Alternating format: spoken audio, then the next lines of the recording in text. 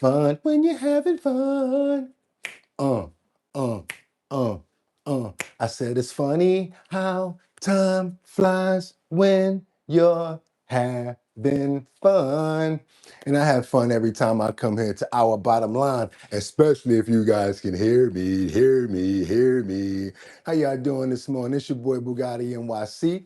It's Our Bottom Line time, y'all. Let me know if you guys can hear me. Thank you so much with the audio being good over there. I think I got one more rung to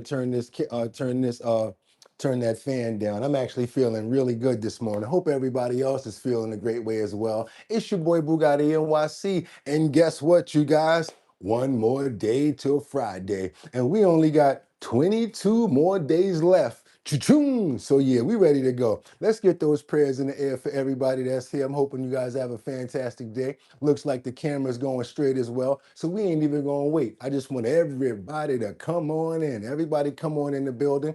Hope everybody's doing good out there in YouTube land, in your real city and state. Let's get this going, you guys. Let's get those prayers in the air. It's time. We got to do it. I'm going to do it early, too, to make sure we get everybody in there. Let's go. This is how we going to do it this morning. Everybody, come on in. Come on in. Y'all ready? Okay, I typed everyone's name and hit the disappear button, apparently, also. Oh, it happens. I did the same thing yesterday. I did a whole header and erased it. So I understand. Let's get those prayers in the air. We're going to get those prayers in the air for understanding and for mistakes. We're going to get it in the air for love and respect. We're going to get it in the air and keep on saying thank you to the Lord above for making us be able to be here today with 22 more days. Cha-ching! That's all we got left, you guys. 22 more days. And I'm still fighting, believe it or not, all the way to the end. I'm still sending paperwork, still making excuses, because I don't even want that thing to be in our history. But everybody, y'all know how we do over here. We got to get those prayers in the air for love, for happiness, for comfort. Want to get the prayers in the air for good health and for your family. Who we praying for this morning? Luigi, praying for Courtney. Also Floyd Shirley. Can't forget about Mark Dorfman. And who's that chosen one? Can't forget about Winter Rising, Mark Dorfman, Liberty and Justice. Oh, I see Luigi's up in the building. We got Batty Lynn in the building this morning. Good morning, Batty. And prayers to you as well. Jeffrey Spilker, how you doing, brother? Ain't see you in a minute. Hope you're doing well. Adam Trebet, Tony. There you go, Tony. How you doing? Liberty and Justice. There you go. How you doing, Liberty? Hope you're doing fine this morning, Miss. Winter Rising, Miss Swanza, Mark Dorfman, Chosen, Courtney, also Angels Among Us, and Luigi. Got you all in there. Who's that? Goblin Productions. I see you, Goblin. Can't forget about myself, Boogotti NYC,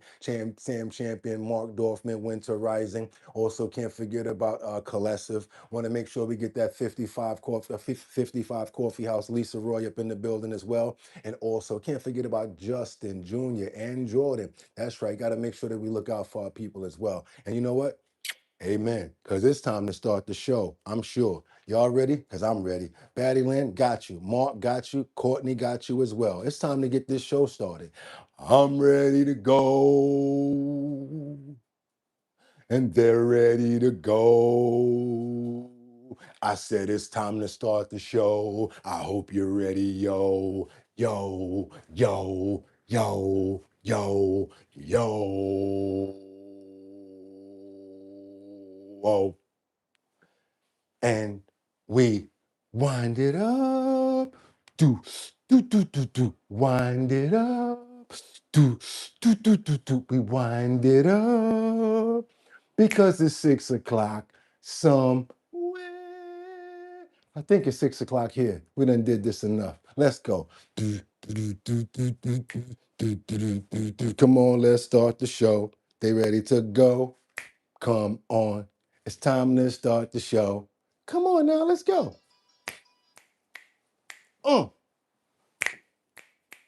Okay. What happened? Ah, I'll do it again. And open up those pores. We gotta open up those pores. We gotta open up those. If it's Thursday the 18th, that's right, y'all, 2026. Said I'm your host, Boogotti NYC, and this here's our bottom line. But we be talking about this and that and chat and this and that. where we be talking about this and that and chat and this and this and that. Just got me lit. How you guys doing this morning? That's right, it's Thursday, you guys. We got one more day until Friday, you guys. Let me make sure that I'm on time with this right here. Yep, that's what it's saying on the clock. Just got to make sure that my days are correct, because you know your boy don't sleep. You guys got to give me a pass sometimes. But you know what you don't got to give me a pass on? Trending topics, current events, and much, much more. Also making sure that we get those prayers in the air and making sure the Lord knows that I appreciate him for letting me be here one more day with you guys, for having my strength and all my capabilities and all my abilities. Also, Lord, please help me to be fair and not one-sided, and give my fair opinions and about everything here. Let everybody have a good show and try to get and do the best that we can to be as fair as possible. Also, let's share as much as possible in the comments. Amen. That was me sneaking and getting my prayers in, because I ain't get mine in this morning. So let me keep on moving forward, you guys. We got to keep on going. Yeah, we got work to do. What's going on, Jack? What's going on, Liberty? Coco Eats is up in the building. El Jadero, who we got? Winter Rising, you're here. Okay, I see you ready to work. We got Luigi in here. I see a lot of people that I normally shout out, but you guys actually came to pop through. I really appreciate you guys. Look at Miss Swanza right there praying for you as well. We got work to do, you guys, because you know what I got to say, right? You know what I normally say. I got 5 on it. I'm going to stack 5 videos at a time. All I need you guys to do is stay on topic, stay on point. Let me know where you're chiming in from. Also, I like to see those flags waving in the air. This way I know mentally, I did see that flag. I saw that flag the other day. Saw Jamaica the other day. We went there. Saw what was it? Australia. We went to Aussie land and saw some stuff over there. So you guys go ahead and keep on throwing me those alley-oops so I can keep on making sure that we get all fairness going on. Y'all don't want to see only what's going on out here, right? You want to be fair and well-rounded. Plus, a lot of us want to know what's going on in your countries and your cities too. So let's keep on moving forward. Also, what I'm going to ask you guys to do is what? Stay on topic. Let's stay on point. This gives us a well-rounded dialogue and it flows so much better. I understand we got a lot of characters, a lot of good actors, a lot of people in the comments that send you guys in a whole nother direction. Even better than me, I get it. Sometimes I get caught up, but the show helps out for everybody if we all stay on point. And last but not least, you know what it's time to do, right? Get your water, your tea, and your 55 coffee house. And come on, y'all, we got to get into these topics this morning because we have a lot to do. I'm sorry. I got one more thing to do. Let's get into these titles. Let's go. We got to get into these titles right here.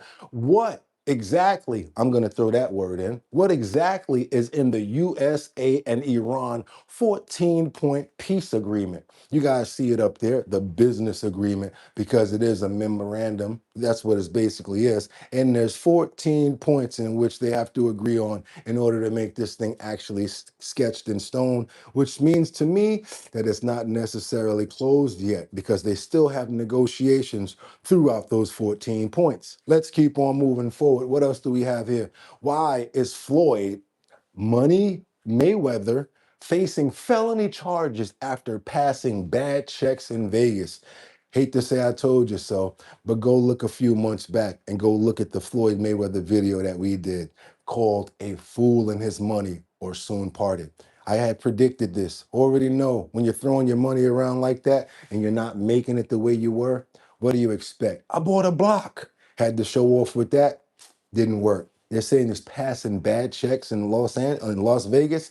Not a good thing to do. You can get arrested for that. One last topic that we have on the thumbnail here is the DOJ responds to Gavin Newsom's accusations of Trump investigating him and his wife. Yes, 2 days ago, a day or so ago, we showed you Gavin Newsom, who says that he feels as if the DOJ is investigating him as well as his wife. Well, DOJ has responded. We got the topic here. You guys are going to see it. It's time to get into it, you guys. Now I can say it. Grab your water, your tea, and your 55 coffee, and let's do your thing. It's time to get into it right now. We got topics to get into. We're going to start off with President Trump talking about Iran, what's going on at the G7, and much more. Good morning, everybody. It's Thursday. Let's do it. Let's get into it. Boop, boop. Is the text of the agreement now final, or are you still? No, it's not final. It's a memorandum of understanding. Told you. Like it. We'll go back to shooting at them, dropping bombs on their head. If I don't like it, if they don't behave, we'll go right back to dropping bombs right smack in the middle of their head. Okay? Because they misbehaved for 47 years. All right? But nobody could have made this deal. I mean, the JCPOA done by Obama, he handed him $1.7 billion in cash, gave him hundreds of millions of dollars, gave him billions and billions of dollars, but he gave him $1.7 billion in cash, green cash from banks, into a Boeing 757 and flew it into Iran. And they stood at the plane. I have pictures of it, like, oh my, look at this money he's giving us. He tried to bribe his way out. I didn't do that. Nobody mentions that. 1.7 billion and hundreds of millions of dollars. They tried to bribe their way out of it. And you know what the Iranians did? They laughed at Obama and they said he's a stupid son of a bitch. Ooh, that was kind of rough wording right there, boy. That was some real rough wording. Okay, you guys, I don't know what you think about that, but we in the ish right now. We got another situation that's really important right now. We got this downed plane. Yeah, you guys, we got these terrified passengers that's slamming on the windows of this plane at a wreckage in Houston. I'm sorry, at a Texas highway actually, where this plane came down. Let's go.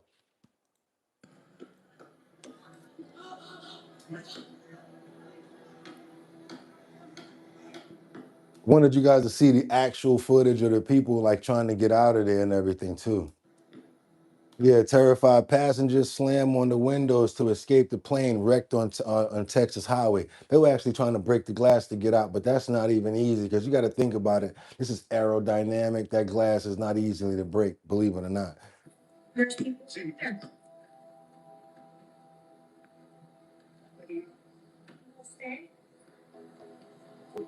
Now, one person was lost their life after a private plane crash landed on the Texas highway on Tuesday night, you guys.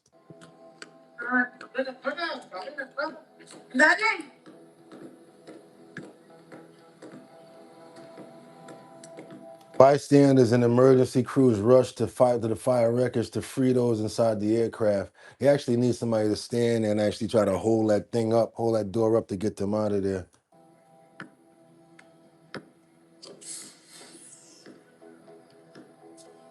Or work on that fire.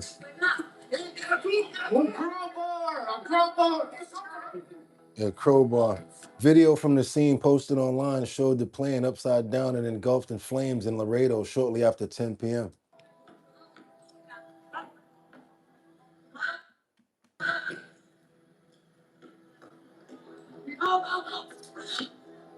Yeah, hold that thing up right there. They got to just crawl out. Yeah, hold that up and let them crawl out. Do that. Forget the glass. That glass ain't going to break. That glass is not going to break. You can forget about that. That's going to be a long time. Now, 6 people were on board the plane, according to Laredo Police Public Information Officer Jose Baeza. That glass is going to be so hard to break, they can forget about it.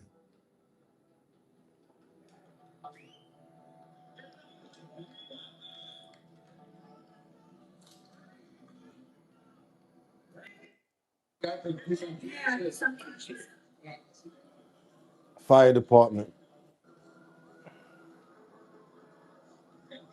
They needed those long crowbars to hold that open.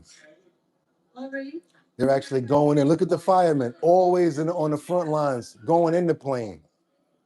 Don't even know if it's going boom, boom. It's right there on the front lines.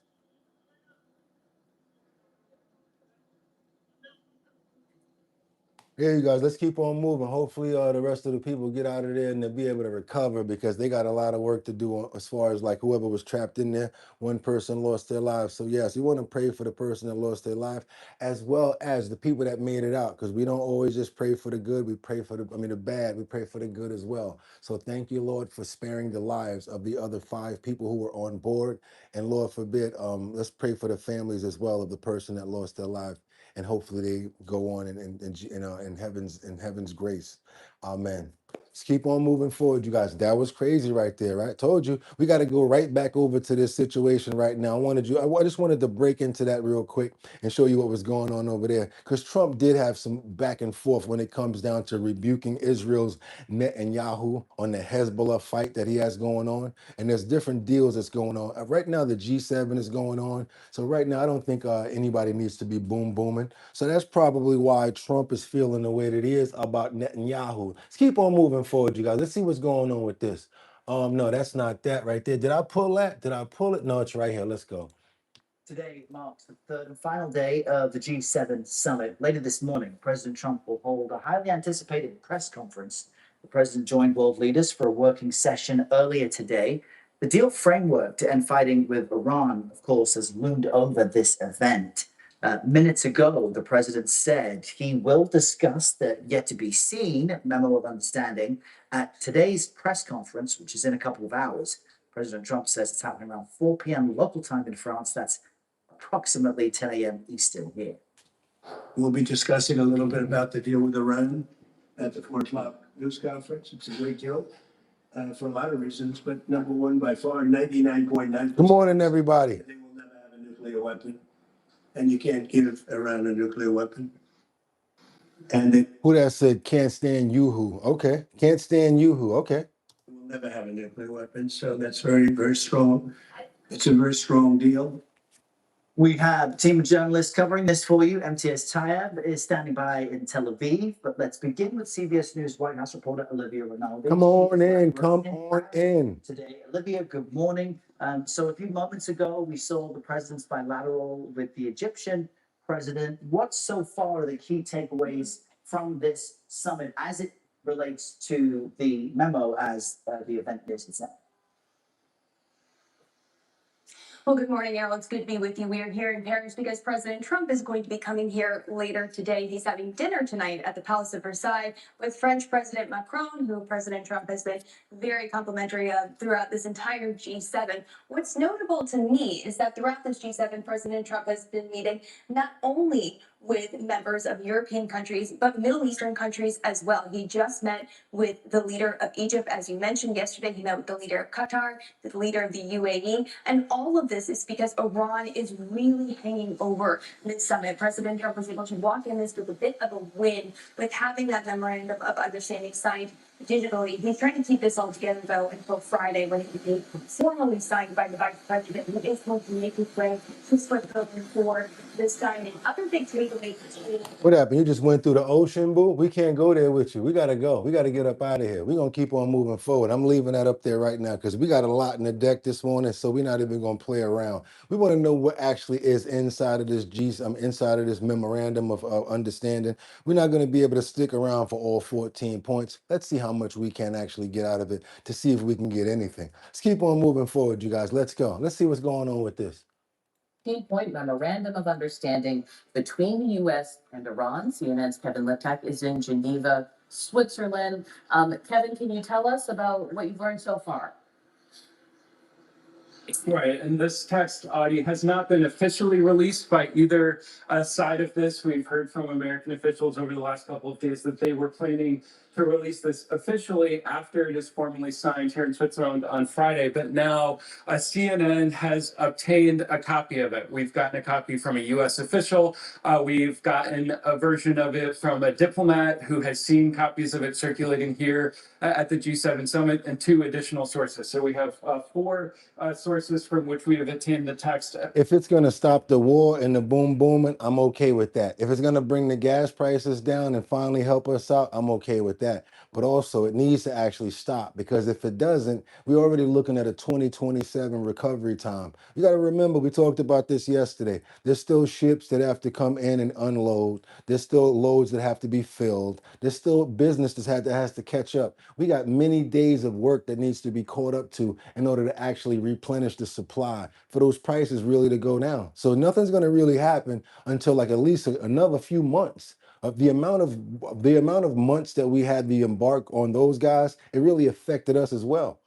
of this document. In some ways, it does reflect how American officials have been characterizing it over the last several days. It is vague in a lot of its terms, particularly when it comes to Iran's nuclear program. It lays out in broad terms how the Strait of Hormuz will be reopened, how the U.S. will lift its blockade on Iranian ports, and it does spell out what the financial relief that Iran can expect as part of this deal if it meets its commitments. And so it does specify, for example, that Iran will be able to gain access to a $300 billion development fund. American officials have been explicit that the U.S. will not provide the funding for that, but that $300 billion figure is included in this document. So where's the fund coming from if it's a $300 billion fund? Where's that money coming from?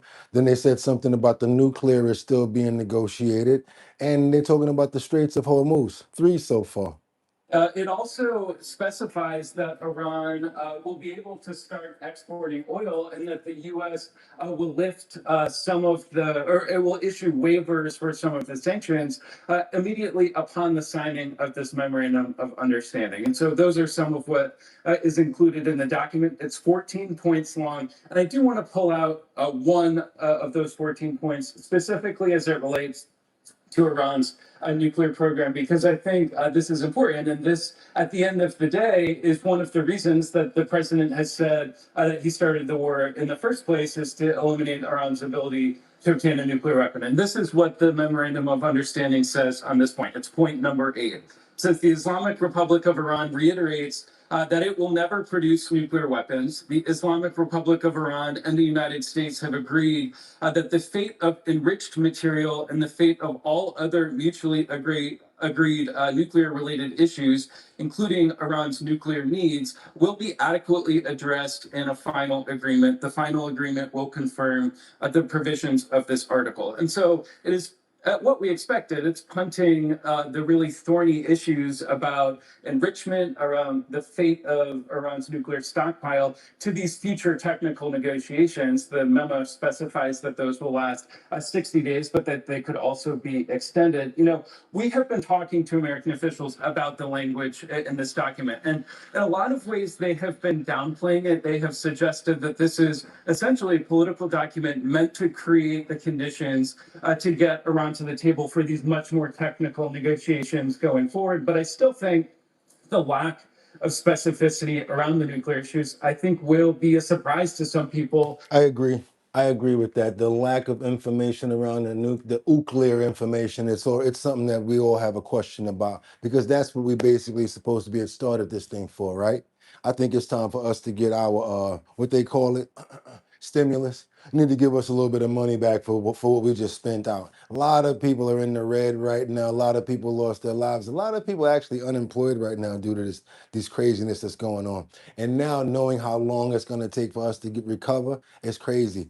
There's no real solution in those 14 points. Gotta say what it is, you guys. We don't play around like that. Let's keep on going. Let's go. Gotta go on over to California. Funny you said that. Who's that? Zonda says, let's give them Hollywood. Let's keep on going. Surrender to, okay, I'm not gonna say that word. Now let's keep on going. We gotta get on over to California. Somebody punted it down to California. What we got over here? Like I said, the DOJ response after Gavin Newsom accuses President Trump of investigating him and his wife. Let's keep on moving forward, you guys, and see what's going on with this. If there's anything that got anything making any sense here. California's Democratic Governor Gavin Newsom is making new accusations, some big ones, against President Trump, claiming the Trump Justice Department is now investigating him and his wife because he might run for president. Kelly O'Donnell joins us now. And Kelly, the DOJ is now responding. That's right, Tom. And Governor Newsom made this public today in a video post himself, where he described himself as part of the president's so-called hit list, as a frequent Trump critic and potential Democratic presidential candidate. The Department of Justice is declining comment. Multiple sources familiar with the probe do tell us there are investigations underway that arose from whistleblowers and state government and did not originate here in Washington. Those sources also say the focus is on the governor's wife, Jen Newsom, and tax-related issues. A senior staff member of the governor, but not Newsom himself. This is not Fox. Normally they'd be like, yeah, you believe anything on Fox. This ain't Fox, y'all. However, the governor's office calls this a fishing expedition and also says it believes IRS and FBI investigators have obtained financial and banking records, including some linked to Jen Newsom's nonprofit work. Tom? We thank you for. Yeah, normally people be like, yeah, that's that BS, that's Fox over there, blah, blah, blah, blah, blah. Nobody said nothing on that one, huh? Ain't got jack to say on that one. If that would have been Fox, people would have been like, yeah, don't believe him, it's Fox. I know when to call you guys back out. Let's keep on going, you guys, because now this is a pretty strange situation here. Why is a fire going to break out at Spencer Pratt's campaign office in the Pacific Palisades after the fact that it's all, it's basically all over? Let's get on over here and see what's going on with that. I don't understand all of these fires breaking out. And, after a while, even if you don't live in a certain place, you start to see like the similarities constantly of things that are going on, and you start to really like put actions to words and like attitudes, because like, why would this break out of nowhere? Come on, you guys, let's go. Let's see what's going on here. Tonight at 10:30, we're learning a fire broke out at former LA mayoral candidate Spencer Pratt's campaign office in Pacific Palisades this week. Like Goodfellas. And then when you can't make any more money, when you can't do anything else with it, what do? You light a match. A photojournalist with the Palasadian Post captured this drone video of firefighters on the roof. They say light smoke was showing from the building on Palisades Drive just after 6 on Thursday evening. It took firefighters about an hour to knock down that fire. Arson units were requested, but there's still no word tonight on the cause of that fire. In a social media post, Pratt claimed this was the work of arsonists. See, I told you. Online. I knew for a fact that wasn't just no out of nowhere something. I knew it was. Look at this. What somebody just says, morning to anyone. I miss sleeping out of my eyes right now. Happy to be here for the #1 morning show. Thank you so much, Kalesa. You got a decal on the way, by the way. Did you guys go to the Discord and see Kalesiv? Boom, standing right up. Yeah, she actually did it and earned that decal. Okay, Boogotti, I live 20 minutes away from this, and I didn't even know this happened. I've ran into Spencer Pratt twice, once in Beverly Grove. See what I'm trying to tell you? I like to be able to bring people information on what's going on. And the last part of it is the main part of it we need to focus on, the arson part. Yeah, somebody did that out of spite. Let's get on over to Minnesota, where somebody's about to go to court and probably get a slap on the wrist and maybe get like 2 years probation, even though they probably stole like $17 million. You guys know what I'm talking about, because I've already seen and you've already seen what happens when it comes down to these scammers and schemers and fraudsters who steal, the Somalian people, the ones that steal, they get arrested and get caught. They don't give them a lot of jail time anyway. The last guy got a year. Let's keep on going, you guys. We got the feds that charge 15 people tied to this. I don't even want to say that word, but something that you guys have been putting me on to. I could spell it though. Feds charge 15 people connected to ANTIFA with interfering with ICE. Doom, doom, doom, doom, doom, doom, doom. Yeah. Not only that, from Minnesota, and also conspiring to impede and assault. So what happened to them for messing around with ICE? Doom, doom, doom, doom, doom, doom, doom. Doom, doom, doom. Get them! They got locked up. And I'm gonna add another one to it. Watch your head. Stupido, had the nerve to say the wrong things. And you were not arrested by the regular police. He got arrested by the feds. Check this out. This story gets really deep over here. Story gets really deep because you guys started me looking into it. Y'all got me looking into these paid protesters, but there's another level into paid protesting. Now there's organizations, and some of them are radical and they're crazy, like this one. Let's go, you guys. Check this out. Federal prosecutors charged 15 suspects tied to Antifa with violently interfering with federal immigration operations in Minnesota. 13 are currently in custody, while 2 remain at large. And crime does pay. Look at that, Mark Dorfman. Yeah, they're getting paid. Jason Perry has the details. Today, a federal indictment was unsealed. Federal prosecutors in Minnesota on Tuesday announcing charges against 15 suspects tied to Antifa related to immigration protests in the state. The suspects are accused of conspiring with 2 Minneapolis-based Antifa groups to violently interfere with federal immigration enforcement authorities. The 15 suspects, all from Minnesota, are charged with conspiring to impede or injure a federal officer. So on one side, we got the fraudsters stealing and getting away. And then you got these guys out there flipping and screaming about us trying to get them out of the country. And then you got the special ones that are inside of this network being paid. Then you got the groups that have their own feelings about it, that's doing their own thing. So talk about one of these kids is doing his own thing. A lot of these guys are doing a lot. Lots going on here. I didn't know it was this big, this much of a network going on. Solicitation to commit a crime of violence, interstate threats, interstate stalking, a crime of violence, interstate threat, immigration enforcement authorities. The 15 suspects, all from Minnesota, are charged with conspiring to impede or injure a federal officer, solicitation to commit a crime of violence, interstate threats, interstate stalking, assault on a federal officer, and destruction of government property. Federal prosecutors on Monday playing a clip of Kyle Wagner, a member of Direct Action Minnesota, that was posted to his social media account. Show up ready to go. Okay, not talking about peaceful protests anymore. We're not talking about having polite conversation anymore. We're not talking about peaceful protests.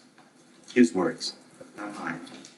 U.S. Attorney for the District of Minnesota, Daniel Rosen, giving an update. Earlier this morning, agents of Homeland Security Investigations conducted a coordinated law enforcement operation culminating in the arrest of 12 of the 15 defendants. One defendant had already been in custody on other federal charges. 2 defendants remain fugitives at large. No, it's not snowing there. They're utilizing images that they had available footage and available clips to give you guys the idea of what was going on at that time. So whoever said, is it snowing there? It's not snowing, no.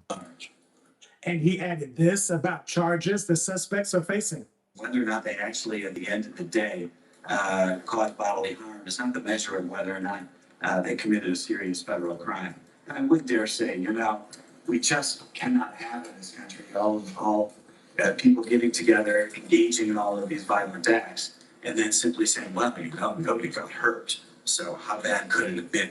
Minnesota became a hotbed of resistance against immigration and customs enforcement after federal agencies ramped up immigration enforcement in the state. So you guys were right. Not only were you right, but it just goes so deep. It's just crazy. I mean, it goes really deep, you guys. Y'all was talking about paid protesters, and then I started to realize you guys, some of you guys know actual people's names that go from state to state, so you can actually prove that they're getting paid for this.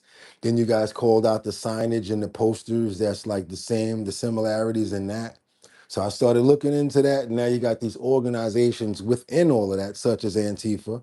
And then it just came up to where it is right now. Let's keep on moving forward, you guys, because you guys are right. Let's double tap that screen, get those likes up. Crazy. It's a lot going on, Liberty. It's a lot. I didn't even know it's a whole job out there getting paid to be a protester.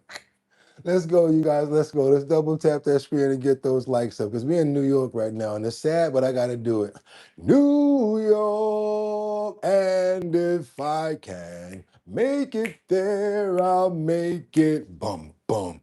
Anywhere, it's up to you. New York, New York. But be careful if you're on a date, or if you're in the train station, especially in certain times of the night, evening.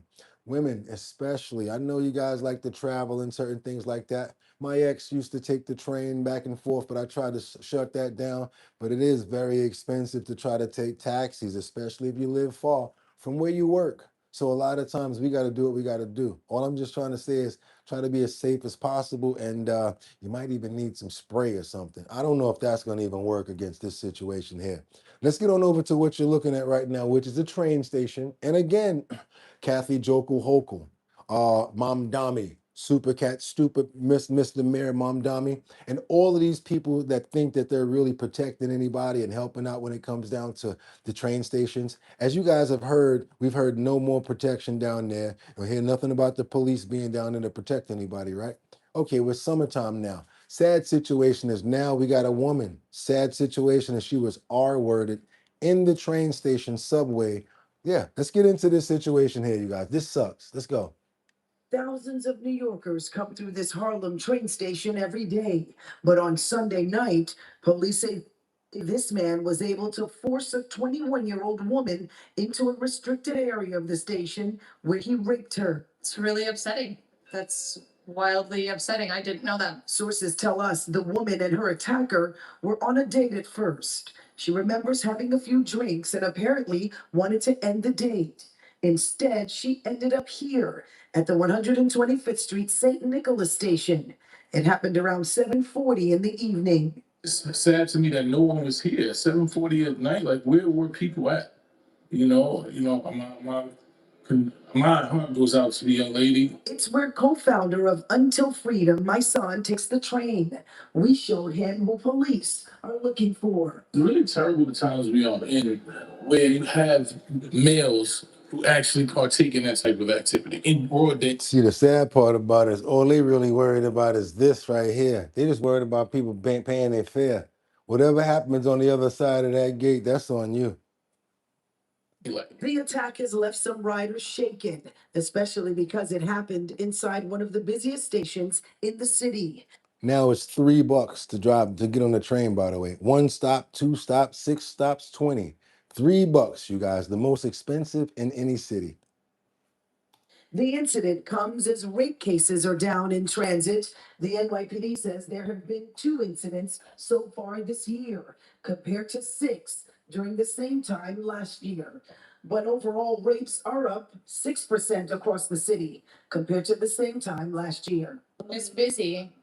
Yeah, I can't believe that happened at 7:40. I thought it would be like in the middle of the night, you know? Yes. Hey, Christian, you smoking with Hunter? Christian, I'm gonna start naming you Christian. I can feel it. Sherman, talking about that's cheap. $3 to ride the train is cheap. You could send us some cash apps in if you got bread. Why you ain't got a glove if that's cheap? Spend some money. Let's see. Go ahead and splurge over here. Let's see that. Let's see the reflection. You know what I'm saying? It's very unsettling. Being a woman is dangerous in New York City. The victim was able to get herself to an area hospital. She's expected to be okay physically. In the meantime, police need your help finding the man responsible. If you have any information on his whereabouts, the man you saw in the piece, call Crime Stoppers. The number's right there. It's 800-577-TIPS. $3 to ride the train, and let me tell you something. It's not even about the $3. It's about what you got to do once you get down there. There's a lady who actually has a bike chain. She wraps it around the pole and puts it around her waist every time she goes on the train, you guys. That's a really expensive cost right there, because it's not about the monetary as well. It's about this, what you got to worry about. If somebody's going to try to do something to you, if it's going to be a police there to protect you. You have no idea what goes on in that train station down there. I think the bus is still is $1 USD. No, it's not. It's $3. This ain't cheap if you taking the train every day. They playing around and trolling. I'm gonna get them out of here because it's just somebody that's trying to play around. $3 is expensive. Keep on playing around. I'm gonna really just think you a troll, and I'm just gonna Sir Lancelot. $3 is cheap for a train. Do that times a whole week. Now do that times return. That's $6 every day. Now see if you can put some lunch money in that. Now put $14 an hour as far as your salary is that, and keep on telling me that that's cheap. Just keep on moving over to Philadelphia. Some people you just give yourself out as being a troll. Let's get on over to Philadelphia right now. We got new details about a suspect that lost his life. This Philly officer that lost their life, the Philly officers that got powed, and the guy who lost his life for pulling out the weapon on him. We got some more detailed information on this gentleman. Let's keep on moving forward. Let's go.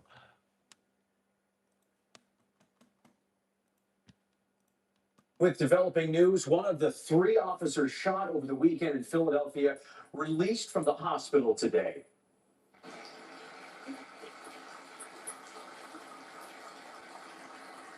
She need to fall back today, Liberty. Officers remain hospitalized following the shooting, which happened Saturday night. None of their identities have been released, but they are said to be stable. Meantime, we're learning about the alleged suspect, 57-year-old Eric Franks, a man who was well known across the community. who died in the shootout. The entire ordeal shocking. So many who knew him. Police have not yet shared what led to the confrontation, which took place there at North 54th and Arlington Streets in West Philadelphia. That's where we began at 5 o'clock. I'm Jason Martinez. I'm Sheba Russell. We want to head straight out to Jennifer Joyce with more from the community and the investigation. Jenny. Yeah, good evening, Sheba and Jason. So as you said, there was one Philadelphia police officer who was released from Penn Presbyterian earlier today, who was one of three shot over on Saturday night. And what we know about him is he's a Philadelphia police sergeant who served 2 tours of duty in Iraq, now heading home to recover. A strong show of support for a 39-year-old Philadelphia police sergeant as he's released from Penn Presbyterian Hospital 2 days after he was shot in the line of duty. He's in great spirits, right? He's luckily with his injury was a through and through wound through his thigh. So, you know, all things looking forward to prognosis is good. Part of this is just making sure that he knows that he's valued. You know, that his work is important. And so when the men will come out here and honor him as lead. One back, 2 to go. That's special for us. A total of 3 Philadelphia police officers were shot Saturday night after investigators say they were confronted by 57-year-old Eric Franks. Police say officers responded to 54th and Arlington Streets for reports of a shooting. No, he wasn't. He wasn't even like a predator. He was a ex-firefighter. We don't even know why he actually did something like this. He was like interfering with what was going on around there. They say he's kind of like, he gets involved at community things. He gets involved a lot. So he was getting involved in, I guess, a car being towed or some situation like that. And it escalated where he drew his weapon. While they were at the scene, police say Franks approached them and became combative. Fox 29 News obtained this video that shows part of the interaction as police went. And one of his friends were even trying to pull him away from the police officers. Like, yeah, leave it alone, man. Just leave it alone. We had the other video. To arrest Franks, they say he drew his weapon and opened fire. Police returned fire, killing Franks. It hurts, because I know him in the community to be such a decent person. So it's really surprising, sad. Fagan Leslie works at Franks and Franks grocery store next to Mingle Events, a company that Franks owned with his wife of nearly 30 years, according to the family's attorney, James Funt. Funt says Franks was a father of 2, served in the Marines, and as a Philadelphia firefighter for 19 years. He became a firearms instructor and a community activist. Was involved in trying to make the community safer and to try to get rid of the scourge of the drugs that had infested that neighborhood. It worked, as I understand it, with both police and with his councilman on those issues. Funt says Frank's son called him to the event space Saturday night after shots rang out on the block. He says a 16-year-old's birthday party was wrapping up at Mingle, and Franks wanted to make sure everyone was safe. When he arrived, he talked to his son and then went down to the corner, presumably, I think, just to see what was going on, because he was very involved in the community. Then things escalated quickly, and the big question, why? Family just really wants to know what led up to it and what happened. And if there was if their father is responsible, he's responsible. If there's something else that occurred, which we need to know that too. And at a press conference earlier today, District Attorney Larry Krasner vowing to also get to the bottom of this, saying that he is standing in solidarity with the Philadelphia Police Department, making sure that these officers get the support they need while also conducting an impartial investigation for answers and accountability. Back to you. See, I really wanted you guys to see the entire story because they tell us like dribs and drabs of certain things. Oh, a man, pow, the 3 police officers, whatever. We got the whole story right there. Now we can go investigate into what made it happen. We did see it with very clear video that he did draw his pow the first time, you guys. So I just want to tell you that if you want to go 2 episodes back, you will see that. But that's why the question is still there. What made him draw his weapon, and what led up to that? Because there was an interaction in between where he stepped back. So we want to know what happened there. Let's keep on moving forward, you guys. Double tap that screen, get those likes up. We're doing all of our follow-up stories as they come in. And if you're really feeling good about yourselves, go ahead and double tap that subscribe button, because we already made 73. It's time to get up to 74,000 subscribers on our way to 100,000. Through the storm, we're still doing what we got to do. Shout out to all of the family members and all of the co-hosts here / mods as well. Couldn't do it without you guys at all. Thanks every single one of you. We gonna make it together. Let's keep on moving forward. But guess what? I still want to pray for the gentleman who lost his life. We have no idea why he lost his life and what happened. He was a good man throughout the community, and once we get to the bottom of this, we still gonna keep feeling the same way. I want to also pray for the 3 officers, the 2 officers who are now still in the hospital, and the one who has finally been released. I want to pray for us to have more patience in our community and in our conversations, and maybe a little more respect for each other as human beings before we pull out weapons on each other, because there used to be a time when we didn't even have to carry weapons, and there used to be a time when we could actually speak. Wish we can get back to at least some of that understanding of understanding for each other. I ask that today, Father above. Amen. Let's keep on moving forward, you guys. Let's go. We got to keep on going. Where we at right now? Okay, yeah, we're gonna go over here to stay. We're gonna stay in Philadelphia. I did not watch this video. I saw up until one part of it, and I had to turn my head. It got so painful, it was weakening. I'm serious to you guys, and I'm sorry to have to show it to you. We watch all news. We have real views. Boogotti has no political affiliation. Let's go. I have none. I really don't. Thank you, Liberty. This one right here, you guys are probably going to be angry with me, but if I don't show it to you, then I'm not showing you what's going on. I couldn't watch it all by myself because it was bothering me. This situation here is crazy. We got a 4-year-old that was struck by a stray during a birthday party. He's walking around with a walker right now and still moving around like it's, but got pow. A 4-year-old. Structure of the body, growth. There's so many things I think about when it comes down to a 4-year-old or a baby that has to deal with something like that. We're older. We can grow and deal with whatever, our bone structures, whatever. We're talking about a 4-year-old that's still growing and dealing with life and coming into his body, period. That's why this is just, I couldn't even watch it once I saw a certain part of it. And if you guys can't, I understand too. You want to turn your head or whatever, I get it. And I just want to tell you guys I understand it. I'm still going to show it though. I'm still going to show it to you though. I might be bad for doing it, but I'm going to show you. This is at a birthday party with this 4-year-old in Philadelphia. Those who don't think they want to watch it, you don't have to. Tonight after he was shot at a birthday party in Wilmington. Police say stray bullets hit the 4-year-old after a shootout began down the block. Tonight, investigators say they have an 18-year-old in custody. It is Monday night, and the big story in Action News is gunfire just steps away from a children's birthday party. Witnesses say bullets flew through the side of a bouncy house, hitting a 4-year-old boy. Action News reporter Elizabeth Worthington live for us now at Wilmington Police Headquarters with the very latest. And Elizabeth, you just learned the name and the identity of the suspect. Yeah, so Shari and Rick, we just heard from the Attorney General here in Delaware, and the suspect is 18-year-old Amari Brown, and he's charged with assault, reckless endangerment, and firearms possession charges. Now, what we don't know is whether it was his gunshots that actually hit the 4-year-old or whether it was somebody else's during that shootout. Police are still trying to sort through all of that. But we also talked to the family of that 4-year-old boy today. They tell us that he has autism and that he's doing well, all things considered. But they say that the other children who are at that party are traumatized. A 4-year-old boy is learning how to use a walker to get around. That's because he remains in the hospital recovering from gunshot wounds to his leg and backside.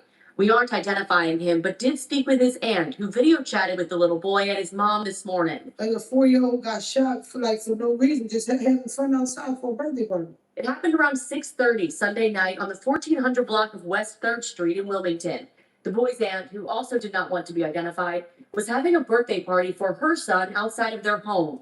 You can see the children enjoying the inflatable water slide before gunfire rang out from the corner down the street. The family says 2 bullets went through the slide and struck the 4-year-old. He was in the pool, he was my son and her son was going down the slide when it happened. Baba Hameen lives on the block and heard the gunshots. It could have been 10, could have been 15. It seemed like a lot. And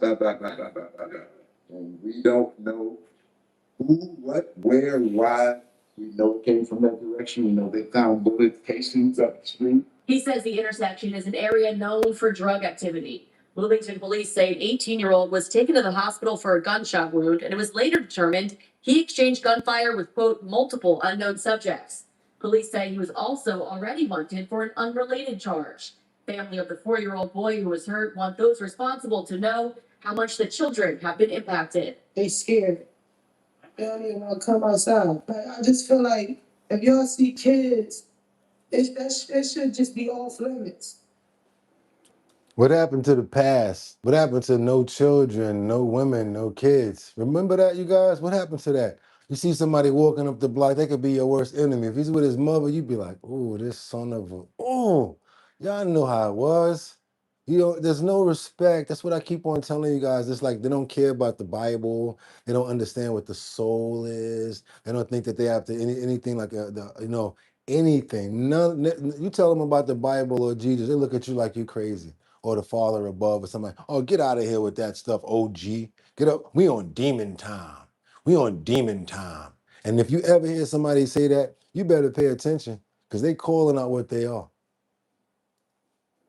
Now, again, because that 18-year-old was taken to the hospital with the gunshot wound, they were able to arrest him. Amari Brown, again, we just learned that name, but we still don't know whether it was definitively his gunshots that struck the 4-year-old. Investigators are still working to parse all of that out, and they hope to give us an update tomorrow. We did also ask what his unrelated charge was for, and police said they're not able to give that information just yet. We hope to. Yeah, so we're gonna pray for the baby. We ain't praying for the one that got pow. I don't know what you was doing. And that's what we're gonna do right there. We're praying for this baby. We need a 100% recovery for this healing right here, because this can do so much to a 4-year-old's body structure. Look what it can do to you know what it can do to a human being by being pow. You understand what that does, the weakness and the repair and everything that the body has to go through just for that part, while this body that of this 4-year-old is just growing into his body. He's not even a child yet. This is the seriousness that I'm talking about, you guys. You get cut by something, you have a problem when it rains, it bothers you, you got a back pain from something like that. So could you imagine what this child is going to have to go through now from 4 years old? That's what I'm talking about, the real severity of what's going on here. I have no prayer at all for the person involved in this, the one that caught the other one. Get it how you live or don't. I want to pray that this baby has a 100% recovery, period. And the family too, because they're going to need it. Amen. Let's keep on going, you guys. We got another man that's been jailed after being accused of powing a pregnant woman as she was days away from delivering her baby. It ain't me. It's the news. It ain't me. It ain't me. It's the news. I apologize for this stuff right here. I put it all in one section just to get rid of it and to get it out of here. But this is crazy. Hours after that killing. 7 minutes after 7, and this morning, a man is behind bars accused of shooting and killing a pregnant woman who was just days away from giving birth as her 2 young children slept beside her. Yeah, just a horrible situation here. Atlanta News First On shipping us live with the First Alert breaking news tracker just outside the DeKalb County Jail. Don, that mother was 9 months pregnant. 9 months pregnant, just a terrible story. Now the person accused of killing her is behind bars here at the DeKalb County Jail. U.S. Marshals picked him up just hours after that killing and picked him up in Riverdale. Now, here's a look right here. You can see this is the mugshot that was taken, given to us by DeKalb County. He's charged with malice murder. This is 26-year-old Devin Anthony. He's accused of killing 23-year-old Shakaya Pridgen at her home at the Woods at Pepper Tree Apartments. Now, Pridgen was 9 months. 9 months. She was weeks away from giving birth, y'all. 9 months. Pregnant. Just this past weekend, her family and friends threw her a baby shower. She was due any day. Her father says that Bridget was shot through her bedroom window while her children, ages 1 and 3, slept right beside her.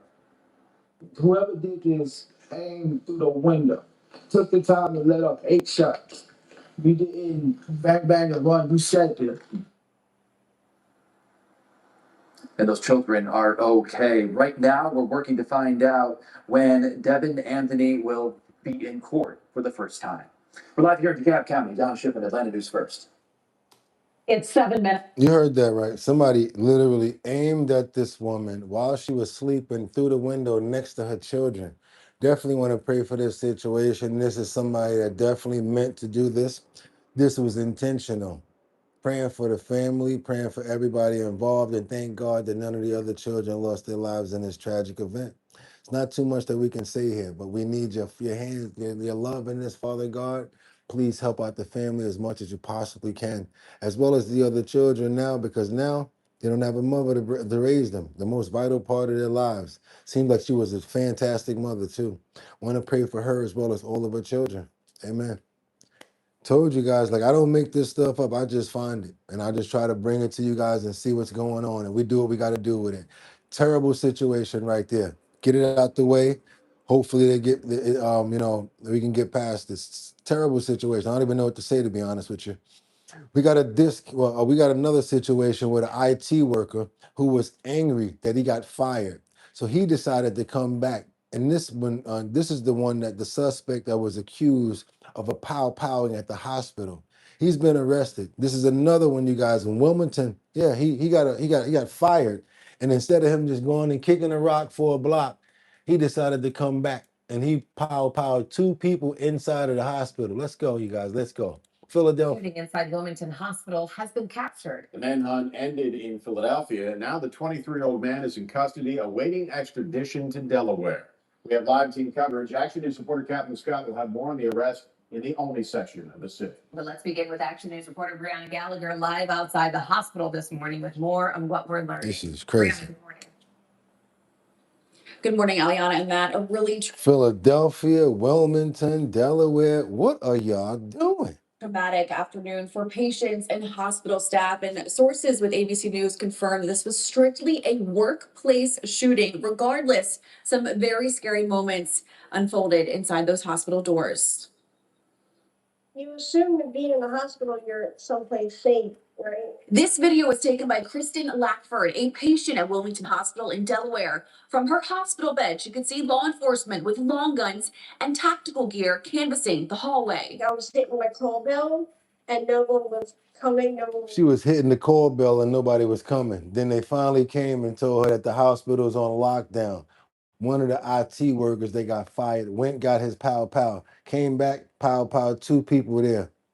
Answering, and finally, a nurse came in and said, listen, we're on lockdown measure. For nearly 4 hours, the hospital was on lockdown as SWAT searched for the suspect. All patients and visitors were told to shelter in place in the nearest room. According to officials, an employee shot 2 other hospital employees, killing one of them. I asked what was going on, and they said that a disgruntled IT employee that was fired came back and there was an active shooter in the building. Chopper 6 shows people being escorted out from the hospital, holding their hands up in the air once the scene was secured. Many reuniting with loved ones after a traumatic few hours, not knowing how things would turn out. I was in the emergency room, and you could hear the shots go off. It was pretty scary. It was pretty intense. My prayers are out with everyone. Now, officials have not released any information regarding the hospital employee that was shot and killed or the condition of the second employee that was just shot.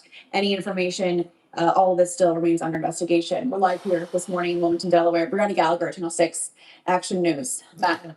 Yeah, you guys, and that's never the place that you would expect something like that to happen. In the hospital, you never expect that to happen. In the hospital. Want to pray for the people that lost their lives in this tragic event. This one person that lost their life.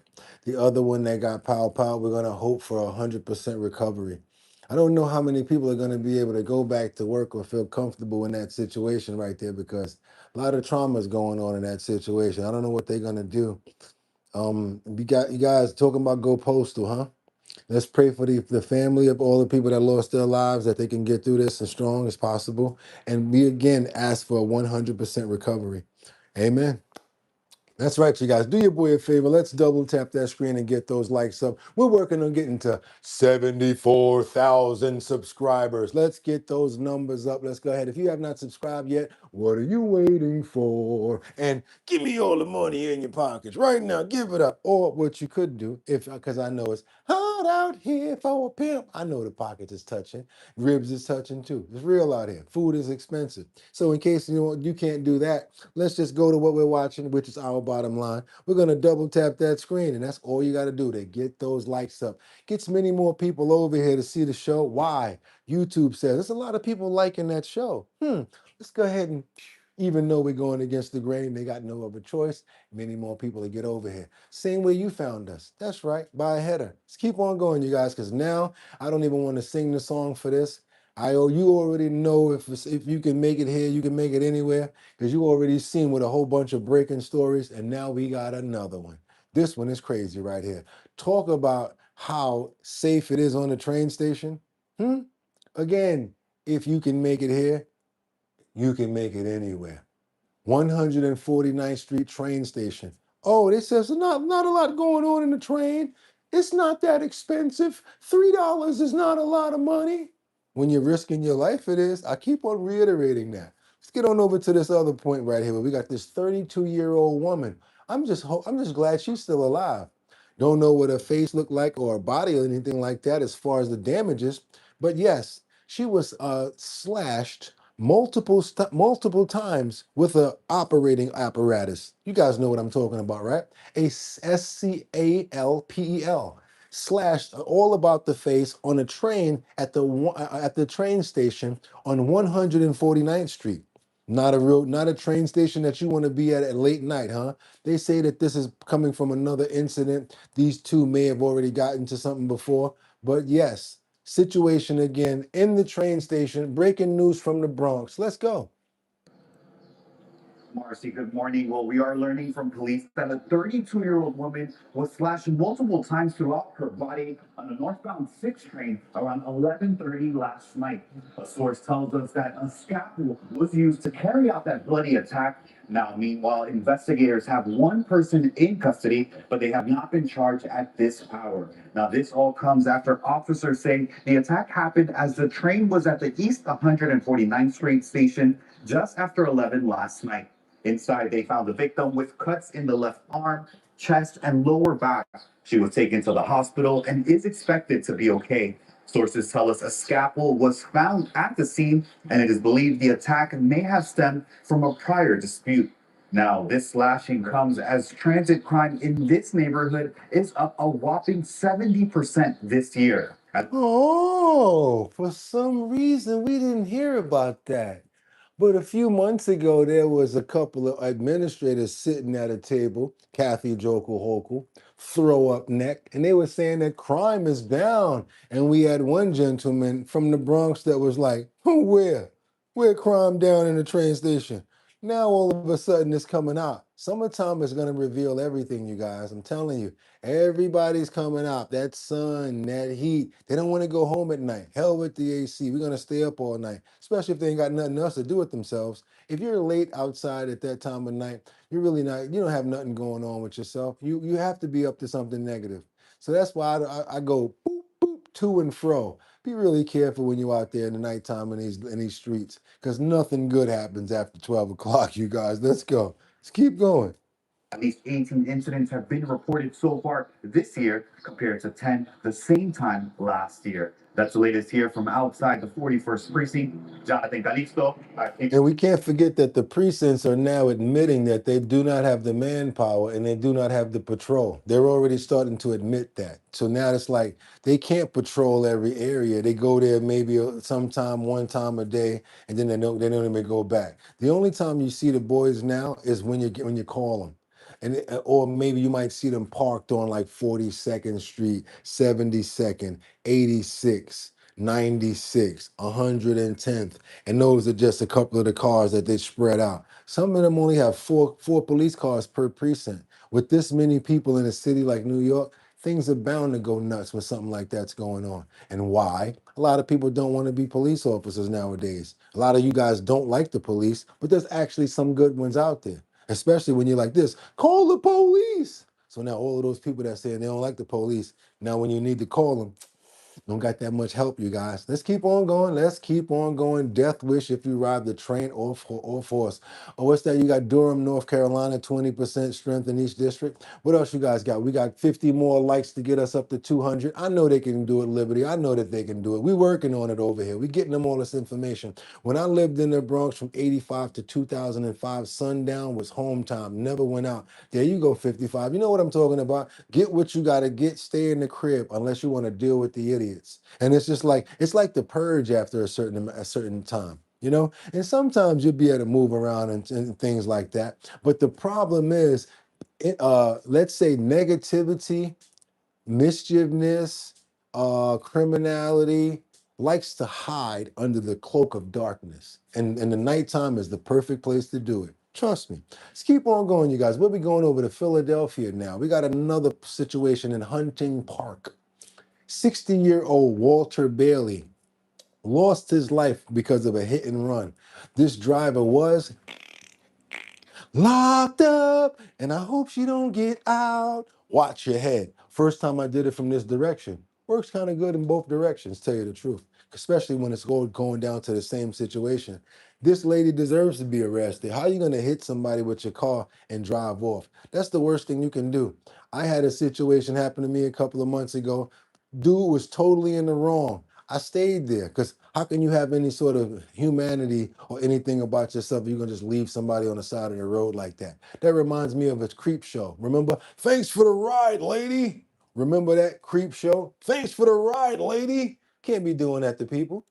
Helping this morning, we've learned a driver is under arrest after allegedly speeding away after a deadly crash in Philadelphia's Hunting Park neighborhood. It happened at around 4 this morning on the 2500 block of West Hunting Park Avenue. Investigators say the person who was killed was 60 years old and that person's car had broken down. Action News reporter Catherine Scott is joining us live in Hunting Park with more. Now, this is the sad part about the darkness. A lot of people can't see you at night. A lot of time it's glare. If there's water on the ground, there's glare coming off the ground. It's like slippery. A lot of different situations can come in to make things happen like this, which is all understandable. But driving off and leaving somebody there when they're not even far from a hospital, or maybe you can try to help them out, that's not the right thing to do.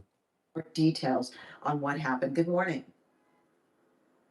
Good morning. And in just the last couple of minutes, Philadelphia police returned to the scene and they closed West Hunting Park Avenue here by Fox Street. This remains an active investigation. Investigators say the victim was trying to jumpstart his vehicle when it happened.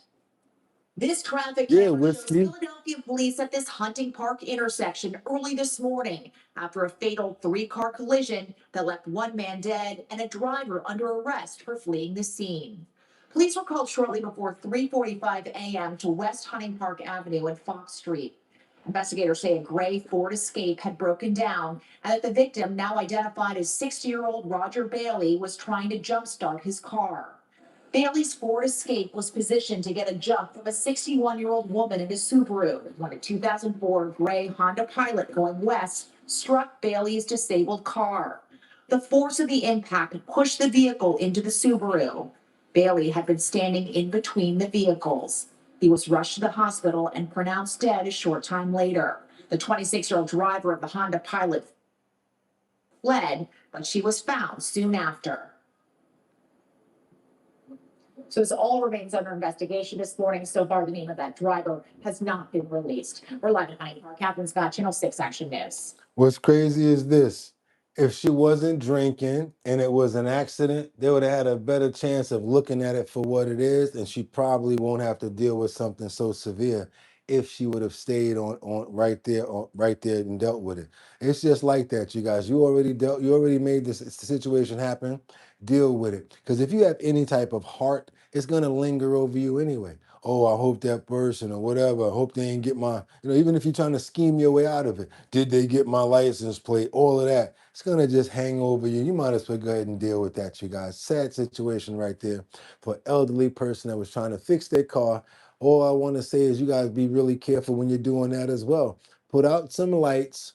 Try to start the lights very far, a little far away from your vehicle, especially if your car is stopped at a turn or close to a turn of a corner. Because the first thing someone does when they start to drive and turn is they're accelerating and they're turning. So you don't want to be right in the first couple of feet of that turn without them being aware of that, because that could have been a situation as well. Again, why sometimes if you just stay there, probably would have been able to deal with this situation. You never know what the details are. I'm going to try to find the details of this case as well. Amen. Yeah, and this is going out to the man who lost his life as well as his family. And I want to just pray for them as well to get recovery through this tragic situation, as far as mental and getting through this with as much patience as they can. Sad situation right there. Things like that definitely happen. They even say that a lot of people lose their lives when it comes down to daylight savings time, because people are so used to driving at a certain time that once it gets dark, it messes with them, like their eyes, and messes with them. I don't know what the explanation is, but they do say that a lot of people are saying that daylight saving times has a lot to do with them having a problem with driving. I have a problem driving at night because I have a stigmatism. I'm not really good with the glare. So I understand, but you don't want to do that. Let's keep on moving forward, you guys. Thank you. That's why I say we're not just a show that shows certain things. We also try to educate each other and learn from other mistakes so that these things don't happen to us. That's why I say double tap the screen and get those likes up. I feel that the fleeing result from GTA, which glorifies lawlessness, bro. Yeah, that's just the young people, whatever, like that. But what else you got? Transportation is the worst part of any job. Yep, I got to believe you on that. The Mossad, no, I'm not saying all of that. And let's not do the religion stuff, you guys. Let's stay on topic and let's go. Respect to your religion, though. How do you call it? Nap blindness happening when the car lights hit you in the eye. Yeah, it's like it comes right at you. Most people are distracted in public. For instance, I like what Tony Wright says. What if you're making a right, a left turn, and then you got another car coming? That blindness comes from that car. So by a couple of seconds, you're literally blind when you're making that turn. I like that. I see that. That's right. They won't hire you near your home. It's always far away. You notice that, Whiskey, right? Let's go. Let's keep on going. Here we go again. Mark Dorfman, I can't drive at night. I have macular degeneration. Totally understand you. That's what I'm talking about. A lot of us do have it as well. Let's go on over to Las Vegas, where I guess the money ain't coming out no more, you guys. I told you guys months ago that Floyd Mayweather was broke. If he's not broke, he's spending too much money. Anybody, a fool and his money are soon parted. Bottom line, you don't believe me? Go look at the video Bugatti made months ago with him with the Joker hat on, telling you guys that at some point they're gonna have to start revealing this. Well, guess what? Las Vegas, boop, writing bad checks. You can go to jail for that. Trust me. Watch this. Let's double tap that screen and see what's going on with Floyd Mayweather over here. My bad. Money Mayweather signing bad checks to get another expensive watch. Wasn't for food, wasn't for anything important. Another expensive watch. Let's go, you guys. Let's go. So Floyd Mayweather is currently facing felony charges for passing a bad check. Yes. So right now he faces 2 felony charges in Vegas over allegations that he wrote a bad check to purchase a watch from a luxury resale store. The charges they actually came down in April, but he was just supposed to be in court Monday, but his attorney went for him. So he's being currently charged with theft for value over $100,000 or greater, and draw or pass a check with intent to defraud for value over $1,200 or greater. So what happened is back Need to change that from the TMT to the TBT, the broke team.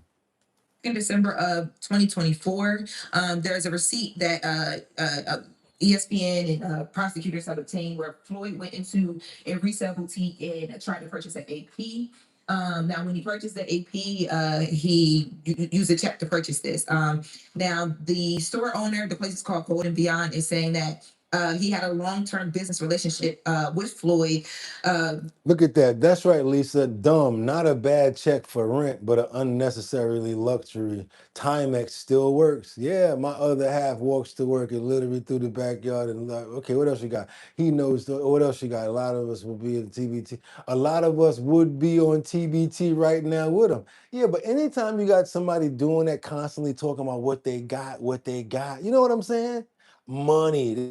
Anytime you got somebody like that, you need to watch them. Because the ones that really got money don't talk about it. Look at Bill Gates. Look like he wear the same shirt for the last 7 weeks. Come on. Ain't get a haircut in a month. Come on now. You see certain people that they don't have to show it, but they got it like that. And the more you spend, the more you have to make. Thun, thun, thun. Oh, I got all these properties. What's your taxes like? Huh? You making any money off of those properties? Or how much do you have to make just to satisfy the beast of what you own? Before the alleged transaction. So when the check and everything was happening, like when the money didn't come through, he gave Floyd some time, almost about a year, to try and make good for this, and it didn't happen. So now the Clark County prosecutors have filed an initial complaint. That happened back in April, and 3 days later, they ordered Mayweather to appear in court in front of a judge. So that appearance happened Monday, but again, he wasn't there. His attorney was there. So now we're facing. I wonder how often Floyd Mayweather pays for stuff with a check, because he always has walked around with those big ass stacks of money and people carrying bags of money behind him. And that's why this is such a big story. This is such a big story because his image has always revolved around money. He's Floyd Money Mayweather. So when people start thinking you're having financial problems, they can't wait to tell everybody. Yeah, but the sad thing with Floyd is like you said, he's made $1.2 billion just from boxing, right? They said allegedly his management team stole $200 million, and that's the bad thing about it. It's just like when these people get this type of money and you. Where's the 8, fool? Where's the 7? Where's the 6? Where's your 2? You still talking about 200 million or whatever dollars, fool? He ain't have to do none of that nonsense. Period. Ain't never hear about him donating no bread. Ain't never hear about him helping no animals. Ain't never hear about him doing no anything for no sanctuaries. Didn't never make no big story about helping out building no schools, no hospitals, nothing for educational, nothing for the community. I don't care about all that crap, because you ain't about nobody, ain't for anybody but itself in the first place. That's all it was about anyway, vanity. And guess what? Like I said in my whole video that I did, a fool and his money are soon parted. And whoever said that they're a zillionaire, if you're a zillionaire and you're watching this show, prove it. Let's see. I always help people. What else we got over here? Mayweather all by himself. Exactly. If he has no God, he's broke. So much ignorance here. He didn't need to have 1,000 baby mamas. He didn't need to have all of those watches. Didn't need to do none of that. Look at Ocho Cinco. Look at Chad Ocho Cinco. Some of these rappers is going to Walmart now buying clothes. You got to be more smart. The thing now is to still look the part and stash the bread. That's the swag now. That's the fly stuff now. To not even spend your dough and still do your thing. That's the real flex right now. Look at Keanu Reeves. You know how much money Keanu Reeves got right now? You'll never be able to tell it.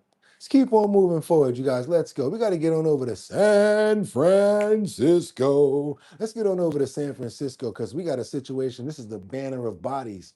This is on San Francisco Beach. Since Trump appointed birthday, this is a warning, and it states Jeffrey Epstein. You got all of these people right here. Those are people up there, you guys. That's why I opened up that screen like that. Those are people standing there. And they're spelling out Epstein, and on the bottom it says files to trials because they do not want this to come to an end. Look at the shape of that. That's an Epstein file, and that's all people in the middle. If you look on the left side on the top, it says Trump.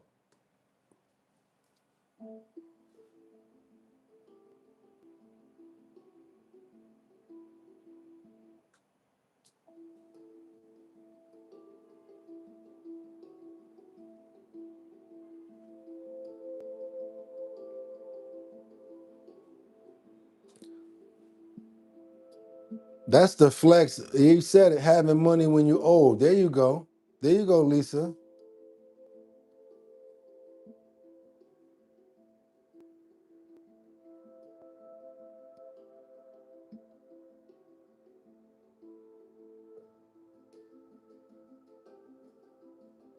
They serious about that spelling, huh?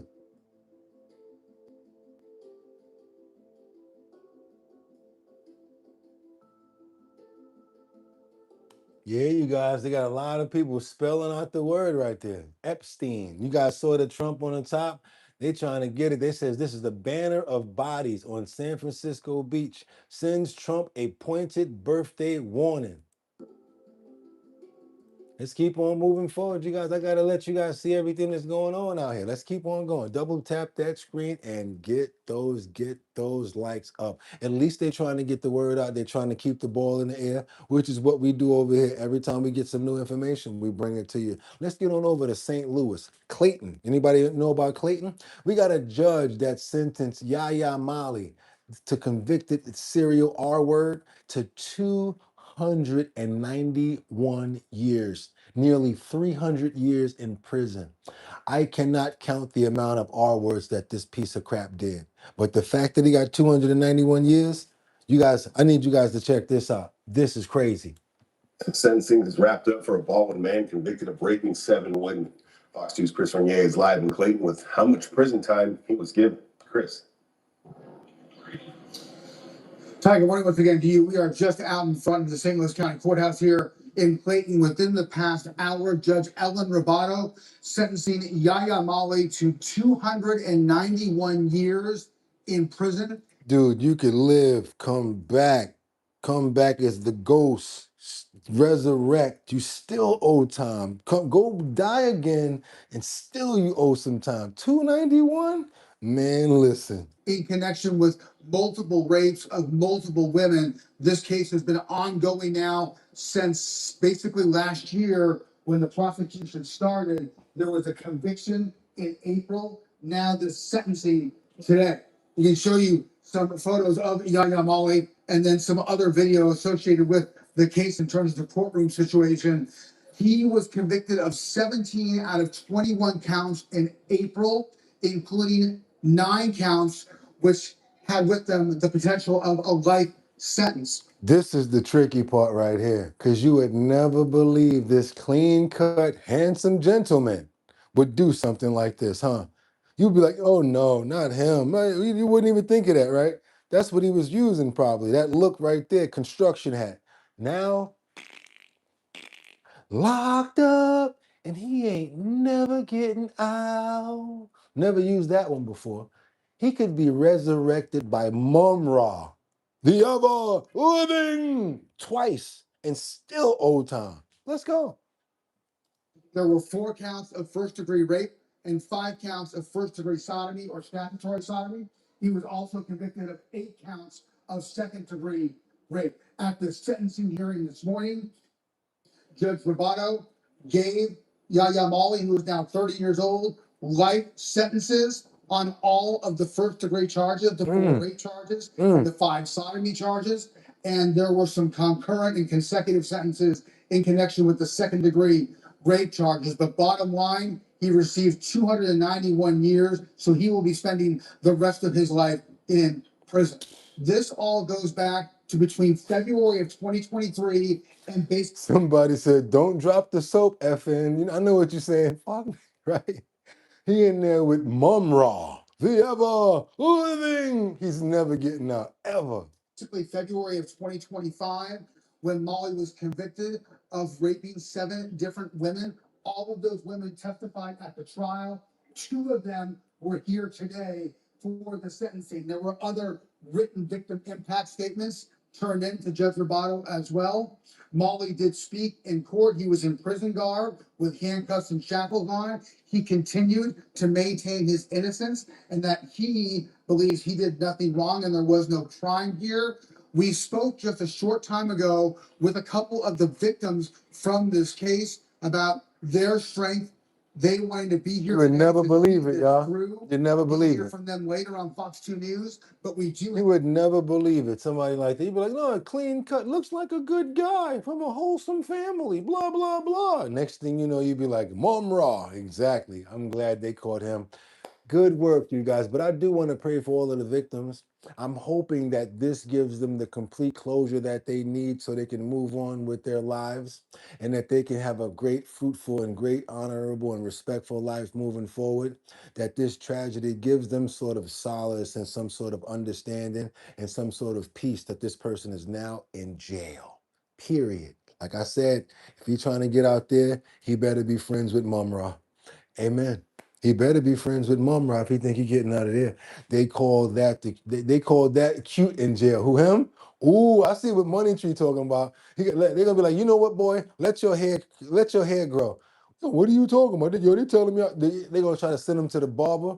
The barber gonna be like, yo, we've been instructed, we can't cut your hair. What do you? Yeah, we want those curls to grow back. Yeah, we want your curls to grow and let them go down your back. Get you looking like DeBarge up in here.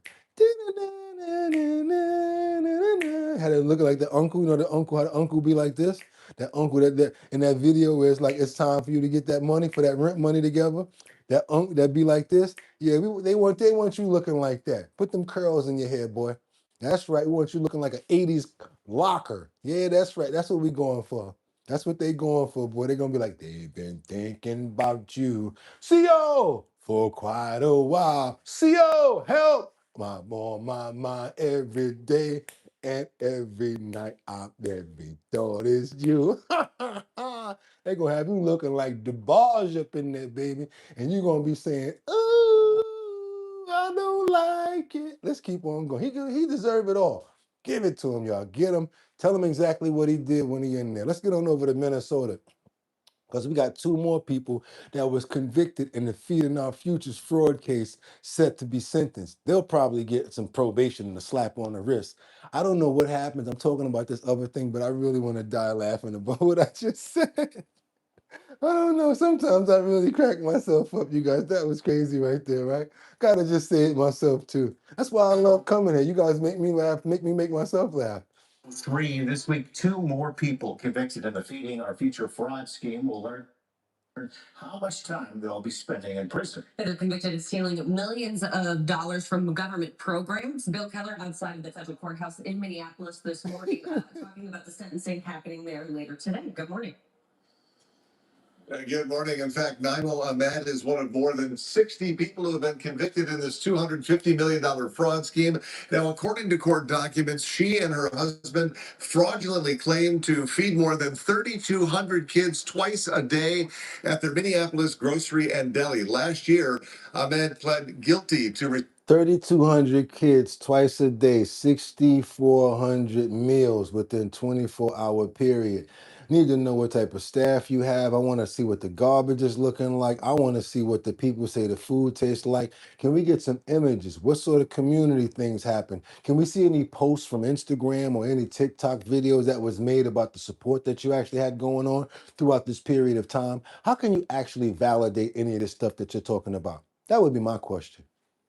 receiving more than $4.2 million in payments from Feeding Our Future. And that money she received was based on those fraudulent claims. In fact, over a one-year period, the 35-year-old admitted to signing bogus meal counts, falsely claiming to serve over 1.4 million meals to children. The federal prosecutors say that Ahmed laundered. Sad part about that is that's 1.4 million meals that did not go to children. Luxuries, cars, sent back home to Somalia, and for them to look at you and me and be like, stupid Americans.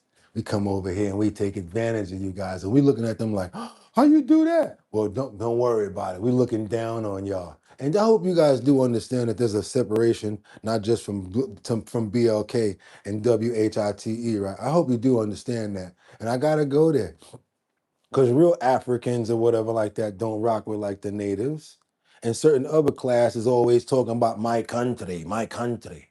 I'll be like, go back to your damn country then. You want to keep on talking about it. How come you wait till you get to the United States to keep on talking about my country, my country? If your country's so damn good, why don't you go back? Oh, but you want to send back a barrel to your country, right? Got your cousin over there trying to get you every single time you go over there on the vacation. Where your shirt at that you had last time? Oh, my cousin wanted it. What happened to them pants? Gone. Exactly. But you want to, yeah, your country, right?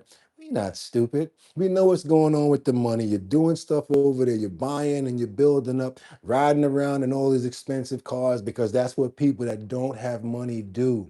We try to show what we don't have because we want to act like we're big now. Look at me making all of this money. So case in point is what I'm talking about. Splurge the money, mess it all up, have absolutely nothing to show for it. Meanwhile, all of the people here lost money about it. When you don't have a lot of money and you finally come into some monetary out of nowhere, the hard part is not having the money, it's keeping it, it's maintaining it.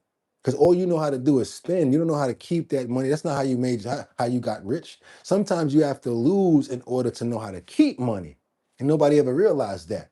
You know what I'm saying? That's why a lot of times a businessman will say, man, I spent $100,000 on this damn thing until I finally got it right.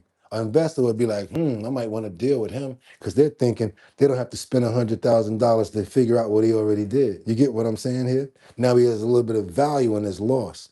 Not just no person that never spent any money before, never built the business on how to build the foundation. Because when you get money, it's out the window. All you know how to do is spend. Oh, when I get this money, I'm gonna do this. Have you ever done that before? If you can't make $2, how you expect to make 200? Let's keep on going, you guys. Let's go. Nearly $1.4 million through her personal bank accounts, then used that money to fund a lavish lifestyle. The U.S. Attorney's Office is asking that she be sentenced to just over 2 years. Pulling up on people, lavish lifestyle, sending money back home. Exactly. BS, you guys. BS. Let's keep on moving forward. We know past this. We know past all of this crap. And I want to see what type of time. Let me see.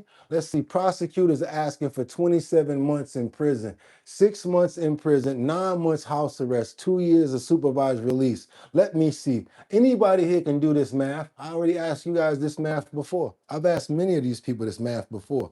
We're going to start off with the $4.5 million that she stole. Y'all ready? I'm going to ask you guys, how many people here would do this for $4.5 million? I want a thumbs up. We're going to break it down right now. Thumbs down if you wouldn't do this for $4.5 million. They said $4.5 million. I'm telling you what it's going to cost you right now to get $4.5 million. I'm going to tell you right now. Look, they're asking for 27 months in jail. They asking for 27. Even if you get to 27 months, you got $4.5 million. I know a lot of people that's going to say no, but look at this.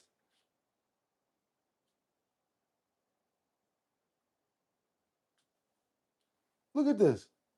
They want 27 months, but the defense is like, nah, take 6 months, 9 months house arrest, and 2 years supervised release for all of that money for $4.5 million, y'all. Yeah, okay. That's the part I'm talking about. Why I put in my comments what they gonna get a year in probation. They're not even getting real types of sentences. We don't hear anything about deportation or anything like that as well. We don't hear nothing about that. So yeah, they might as well go ahead and keep on doing what they're doing. Because all they got to do is wait out their probation, and all they know is what they know to get money. They're gonna start doing it all over again. That's why I wanted you guys to see that crap. They should have to pay it back too. I'm ready. Sign me up. That sin stains. Oh, wait a minute. Most definitely yes for all of that. Yeah. Yeah, you see that crazy right? That's bananas right there. But look, they getting their money, and how much money you think they gonna come home to? All they gotta do is they ain't say nothing about recouping the monetary. They said nothing about paying it back. They said nothing about property. They said nothing about homes or anything like that, about recouping the monetary, right? Y'all ain't hear nothing about that. Let's keep on going. We got to get on over to Detroit right now. Because what we got, I think that's enough. Yeah, we got multiple children that are found alone outside of Metro apartment complex. Janky Productions, Janky Productions, Detroit. What's going on? I'm talking about even when the police came up on the scene and took the kids, all of a sudden now another fight breaks out in this apartment complex. Come to find out that the lady that's fighting is related to all of the kids that's by themselves. Then the mother pops out of nowhere. This is crazy. I'm talking about real talk right here. Come on, you guys. We got Jeffrey. I'm sorry, Jeffrey. I seen somebody say your name. We got Janky Productions going on right here. Check this out. Multiple children found alone outside a apartment complex by themselves. And when I say children, I'm not talking about 15, 14-year-olds. This baby was in a carrier. Yeah, I'm talking about babies and children. Here we go. The mom is behind bars after two kids under the age of 2 were found wandering outside a Warren apartment complex. Let's get live to Fox News. Dave Spencer. He's been on this story really since this broke earlier tonight in Warren Manor, with more on how they actually found these kids and what happens now. Dave. Yeah, the actions of a couple of people living at this apartment complex in Warren likely saved a bad situation from getting worse. These residents here noticed some kids wandering seemingly alone, so they kept them safe until police could arrive. Man, the kids were following. They followed to the store and back. And when he came back to the apartments, he went to the leasing office and, dropped him off there. It was like, I don't know who these kids are. They're just following me. Yeah, that was all happening at Thank you, 2:30 Monday Brad. afternoon at the Warren Manor Apartments off DeQuinder near 8 Mile. The kids were described as being filthy and neglected. One of the workers at the leasing office watched over those kids and waited till police arrived. Warren police say when they did They described the children as filthy and neglected. You see the one that was in the carrier? Like, where is the mother at? Where you at? get there, they also got a report of a domestic situation at the apartment complex, and a woman was arrested for allegedly attacking her son. Police say that woman was related to the two children. Police then located the mom, took her into custody as well. There was also a third child that was in that car with the mom, an infant that was seen with the other two kids. All three of the kids were then placed in a police car. The children were then taken by Warren PD back to the station where they contacted Child Protective Services. Those who helped the kids say those children were in good spirits despite their condition. You've been hanging around those kids kind of by the car. What's their demeanor like? Are they happy kids or what's going on? They're goofy. They're a little mean at times. They're they're goofballs, but they're really nice kids. Yeah, and they're unharmed. They seem to be in kind of good spirits and everything. Other than the fact that they were left alone. Yeah, they were all dirty and stuff. But other than that, they seemed like digitally interacting. We don't like jump around messaging and stuff like that. Now, I did get a chance to speak with the manager of the leasing office. He told me that the mom was not a tenant here at this apartment complex. It's unclear where those kids came from, how long they had been left alone. All of that's still under investigation. Now, coming up at 11, what one employee of the apartment. Janky. It was like, all right, you get over here. You come over here. You come over here. You come over here. Watch your head. All of them got locked up. Took all their kids and everything.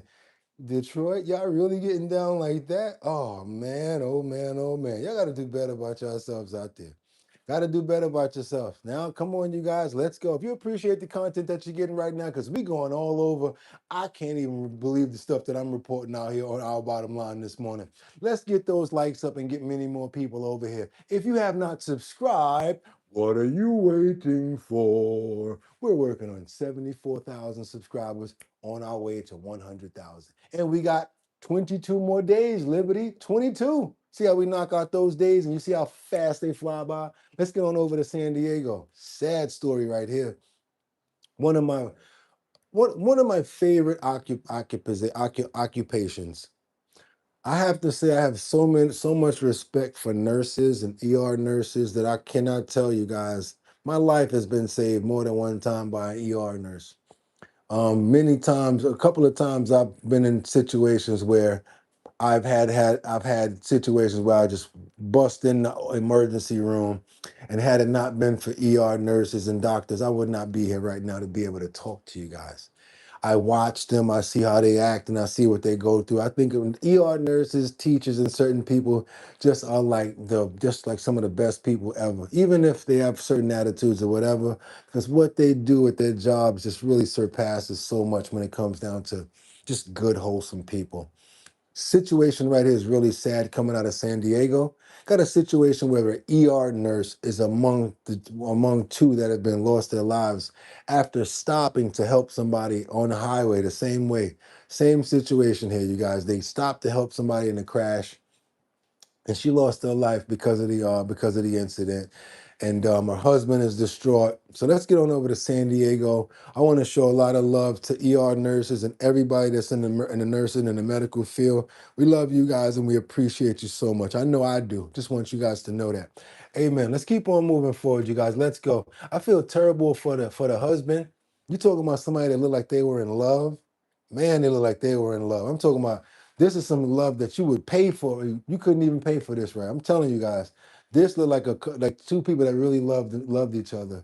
Of a local ER nurse is remembering the life he says died doing what she loved, helping people. News 8's Abby Black is here again to share how Nettie's husband and friends are honoring her memory. Abby. It has been amazing to hear all these wonderful stories about Nettie, and she just has this captivating smile that every picture that I could see of her, I just thought, wow, what a beautiful woman. She commuted from Temecula for her ER nurse shift at Sharp Memorial Hospital. Her husband, Emilio, flew in from Texas to honor her memory and says that she was a selfless woman who died doing what she loved. It was love at first sight for former Marine Emilio Hernandez. A glow of her presence. He and Nettie de Benitez, known as Nettie, just celebrated their 14th anniversary in Yosemite, doing what Nettie loved most, hiking. We're not here to celebrate her death or her passing. We're here to celebrate her life and the impact that she left on us. Emilio, Nettie, and close friends Tori and April Hunk did everything together. We had plans to hike every national park in the United States, and we're going to continue that. We're going to do it for Nettie. Last Thursday, around 4 in the morning, Nettie was heading home from her ER nurse shift at Sharp Memorial Hospital when she and fellow Good Samaritan, former Marine Gary Tillman, stopped to help a crash victim on the I-15 near State Route 76. CHP says another car struck them both. Nettie and Tillman were pronounced dead. I am sad, I'm angry, but knowing that her last act was something that she loved doing. CHP says the driver they stopped to help was arrested on suspicion of felony DUI and gross vehicular manslaughter. I heard that there was alcohol in one of the vehicles. If she knew that, she would still go.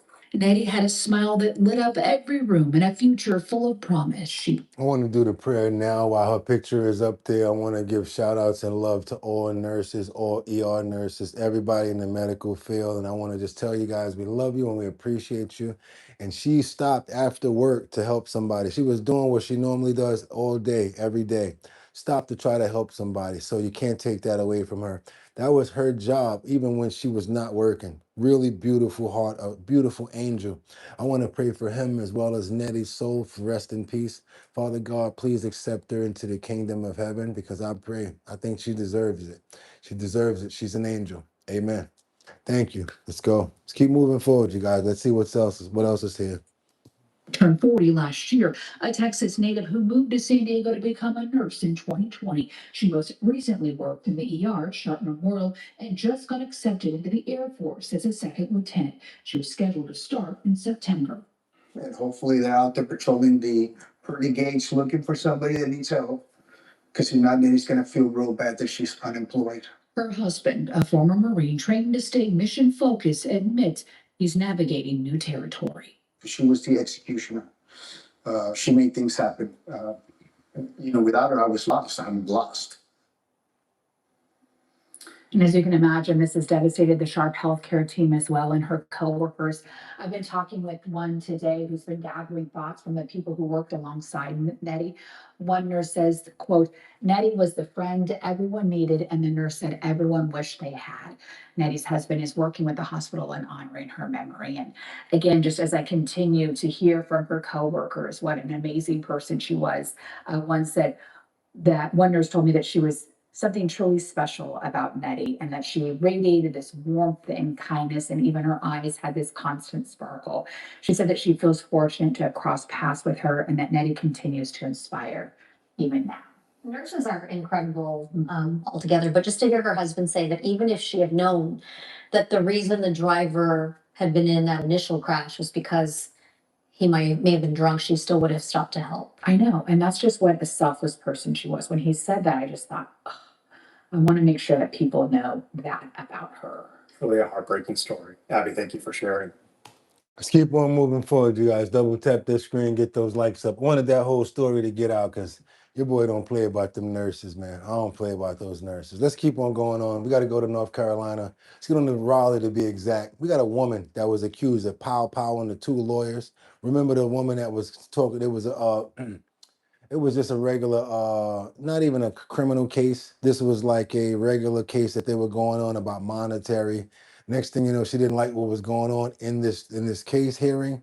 Went outside to her car, got a pow pow, waited for the two lawyers to come out. You guys remember this story from 2 weeks ago. Pow pow, the two officers, they're no longer alive. She's now finally coming into court, you guys. Let's see what's going on over here. The woman accused of shooting two attorneys outside of the Wake County Courthouse last month made her latest court appearance this morning. CBS 17's Harrison Grubb live right now outside the Wake County Justice Center. Harrison. Yet Gwendolyn White appeared in front of a judge for only about 2 minutes this morning. This case is now set to move up to Superior Court. The attorney representing White says they're working to get her moved into a mental health facility, citing some medical concerns. The 57-year-old is charged with 2 counts of attempted first-degree murder, accused of shooting attorneys Jeffrey Whitley and Mary Harris back in May. Whitley and Harris were representing the town of Roseville in a civil case that White is involved in. Investigators say she became belligerent in the courtroom the morning of the shooting, went to a car to get a gun, and returned to Fayetteville Street, where she shot the 2 victims. At last update, they're both expected to recover. Now she continues to be held without bond. London Raleigh, Harrison Burke, CBS 17 News. Oh, you guys, you see that? Another one, another one, another one. Yeah, you remember this one, right? That's the one where she was basically trying to argue about her mom that was put in some senior care situation, come to find out that she wasn't doing her own thing that she was supposed to do. Yep. Now, 2 people lost their lives, 2 lawyers, and now she's trying to fight, I guess, try to fight the charges. We got to keep on going, you guys. Let's get on over to Miami. I'm sorry, Hollywood. Hollywood, Miami, to be exact. We got the police that are searching for attackers and a brutal beating of these 2 men in front of a Hollywood pub. I guess there were a little bit of scuffling going on, a little bit of beefing happening. So this motorcycle crew pulled up. Not the average motorcycle crew that you think. Pulled up. Next thing you know, they get it going, you guys. And believe it or not, the motorcycle guys got beat up. Let's get into it, you guys. Let's double tap that screen to get those likes up over here. I want you guys to see some fisticuffs that's about to happen. Yeah, they went back and forth and the guy got his butt whooped too, but they didn't go out without a fight. Police searched for the attackers in this brutal beating of 2 men in front of a Hollywood pub. Sometimes, you want to get involved, and sometimes you might need to shut up. Let me know if you think this man is a Karen. I'm sorry, a Ken. This guy's got his back turned. He's a retired police officer. Let me know what you think about this situation here. Let's go. A street takeover coming to an end with a violent confrontation over the weekend in Hollywood. All new at 6, a street takeover coming to an end with a violent confrontation over the weekend in Hollywood. 2 men needed medical treatment. One ended up unconscious on the ground. This chaotic scene You got knocked up. Look out, man. unfolded Sunday night in front of Vulture's Pub in Hollywood. Good evening, I'm Lauren Pastrana. Thank you for joining us. CBS News Miami's Jeremy Murray is your reporter in Hollywood with a first look at that disturbing. Just so you guys know, those that don't know, there is a Hollywood in Miami, in Florida. Yep. Video. Joan. And Lauren, this went all down Sunday night. It was around 7 o'clock. This is Federal Highway behind me. It gets really jammed up, very busy. This is a very busy stretch just before Sheridan Street. Well, according to the people who were here, dozens of young men on motorbikes showed up, and that is when this confrontation. He did the dead arm. That was that dead arm from Baby Boy. That was that dead arm, that Superman dead arm. Began. The cell phone video is alarming. 2 men ending up on the ground Sunday night during a confrontation with a group on motorbikes. Well, I heard some motorcycles outside. That's Stephen Bax. He says he and his friend, 77-year-old Patrick McConaughey, a former Boston police officer, came outside Walsh's Pub and began recording the bikers on their cell phones. That led to words and then this. Stephen Bax says he fell backwards trying to protect his friend. What is it, Hollywood, Florida? I think you're right about that. Hollywood, Florida. Hollywood, yeah, I guess you're right. But it's not Hollywood, Miami. You're right about that. But it is a separate place called Hollywood. Correct. I've been there before several times. And ended up unconscious. The ambulance showed up, and I was like, "No, I'll be okay. I'll be okay." And I wasn't okay. He was unconscious. His eyes were open, but they were clouded over. And you got knocked the fuck out, man. Scared the hell out of me. He has a bump on his head that's still bleeding 2 days later. So I was just trying to keep him out of keep from getting hit. He's an old guy. Patrick McConaughey said he was punched and left with a concussion. Did you ever say anything to them like, hey, get out of the street? I suggested they can move on before the cops showed up. I think he's the one that started it. That's why I said he's the kin. You heard what he said? Went out there talking about, y'all need to get out here before the cops come. Oh, who you talking about you gonna call cops on, old man? You see what I'm saying? Sometimes you need the Hushington Post. Hushington. Shut the hell up and mind your business. See that there? So I was just trying to keep him out of keep from getting hit. He's an old guy. Patrick McConaughey said he was punched and left with a concussion. Did you ever say anything to them like, hey, get out of the street? I suggested they can move on before the cops showed up. Okay, I mean, you have federal highway completely blocked down. They had to be. I came anyway from 50 to 55 bucks. The two men reported the incident to... Y'all got me. I love it. There you go, 420. You said it for me. He thinks he's still a cop. He found out the hard way. There you go. There you go. There you go. Ziploc. Hollywood police and say they want to press charges. Being a high school teacher, they're young guys and they're I guess empowerment of some sort. And 55 says the motorcycle guys have not been doing the health and wellness section. They feel from it? I don't know. None of them had license plates. That's what worried me. What you don't know about the riders? They ain't got no license plates. That's what they do. What are you talking about? None of them had license plates. That's what really worried me. Really, homeboy, you're not police no more. You need to tone it down because you got your man beat up trying to get out there and act like you're still Popo. Let's go. Now, the people here tell me that these type of street takeovers are getting more common throughout Broward, not just here in Hollywood, but in Dania Beach, other places. Hey, you guys need to cut that out over there. You hear me? You guys need to cut that out. Hey, cut out all that loud noise with those motorcycles over there. Cut out, I'm gonna call the police. That's what I'm gonna do. You guys need to cut it out before the stay in your place. One of them situations probably. On the weekend, I asked Hollywood police about that. They said they had to look into whether this is becoming a problem, but they did tell me that they are on this investigation into what happened to these two men. We'll keep you posted if there are any arrests. There was that old episode of Sanford and Son where Fred went and looked over into Julio's yard and he was like, hey, what y'all doing over there messing around in that man's yard? Y'all don't belong over there. Put that down. They was like, shut up, old man, mind your business. He said, what? Man, I go inside and I get my blah, blah, blah. He said, I go inside and I get my baseball bat and I rat-a-tat-tat on top of y'all head. And he stood by the gate and they was like, I said, old man, mind your business. He said, okay, I think I need to go mind my business. And got the hell up out of there, y'all. Got the hell up out of there. Let's go, y'all. Let's double tap that screen and get those likes. So we got more to do.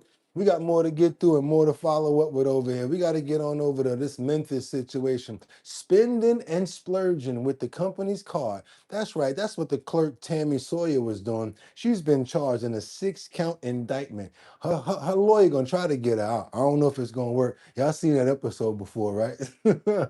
Let's see if we're going to try to get her out of this situation she got herself in. And where is this at? Let's get on over to Memphis, y'all. Let's go.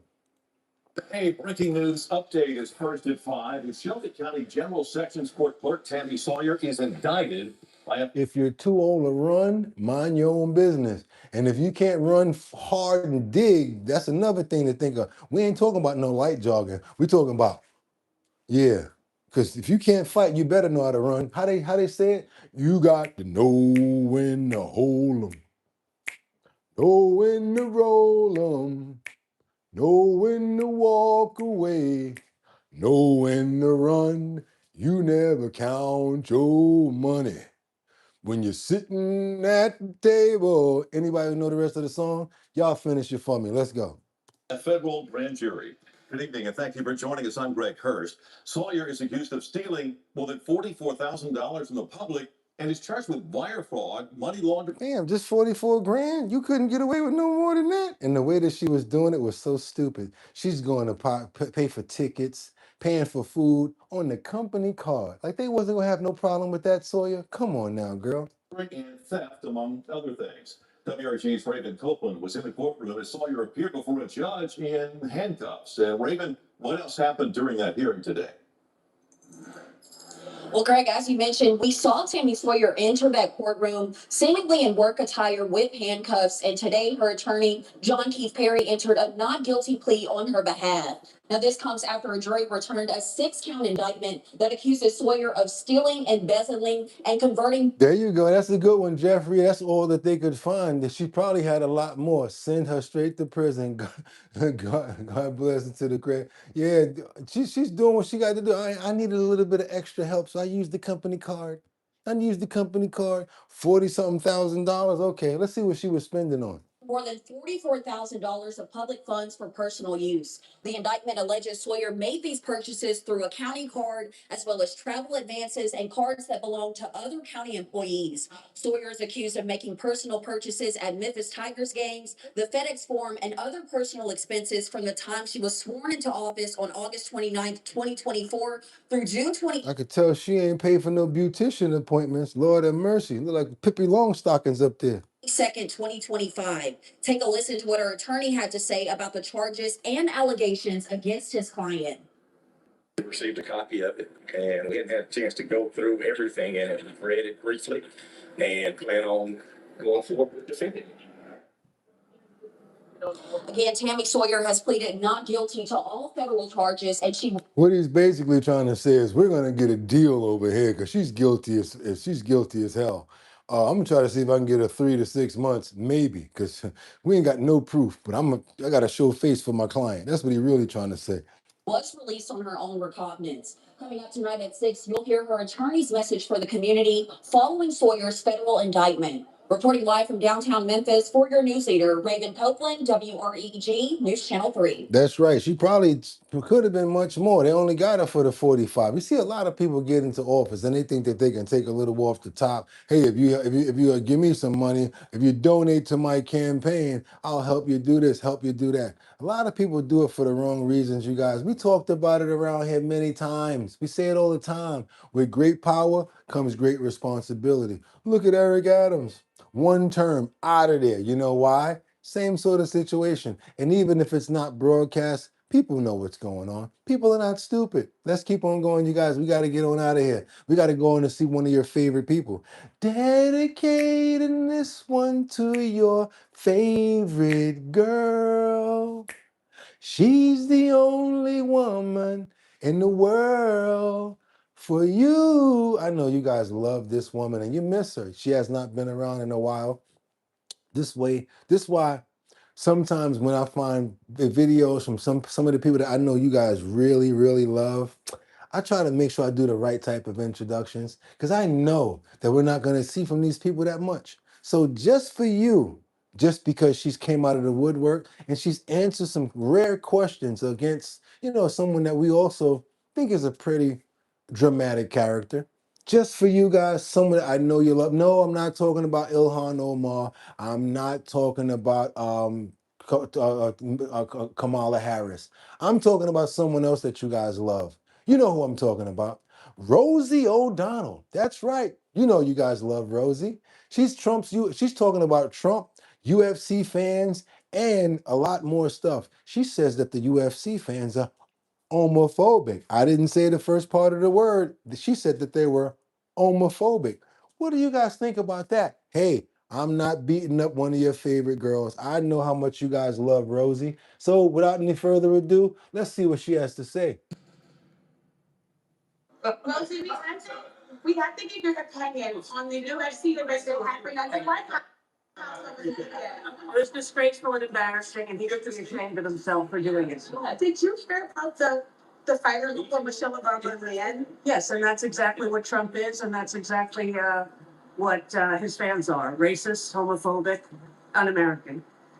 Can you give advice to parents who are dealing with children who might be in a similar situation to your daughter? Just do your best to love them. We appreciate you, Boogie. Thank you so much, Ciao. Okay, that's what she has to say about Trump. And then you see the last question was something slick that the lady put in there, right? You saw that one, right? Can you tell us any advice about what parents should do about what they're dealing with the same sort of situation that you're dealing with your daughter? Ooh, all you can do is love them. Yeah, okay. She got a good one in on that. But hey, I know you guys love Rosie, and I'm not messing with you. I'm not messing with your people. I'm not messing with your people. Let's keep on going. What's up, Purple? What's up, Donna? And hope you guys have a fantastic day. Let's keep on going over to Central Park. We got a follow-up with the carriage horse that lost his life. We found out that that carriage horse did not lose his life from, well, I can't say that because if he wasn't out there, it would never happen. Let's just tell you guys what happened.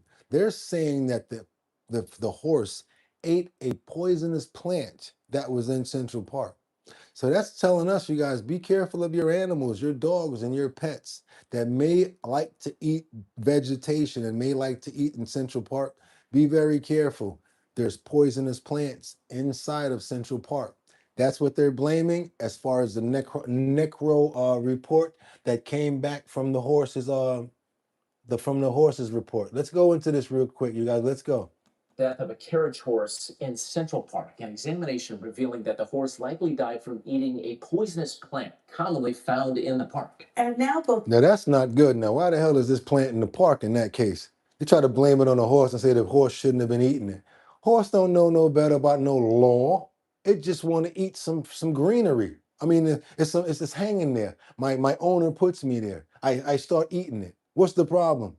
Go a couple of blocks and I fall out. They liable for this. The union representing carriage horse drivers and the Central Park Conservancy are blaming each other. Eyewitness News reporter Lauren Glassberg live in Central Park to explain. Lauren?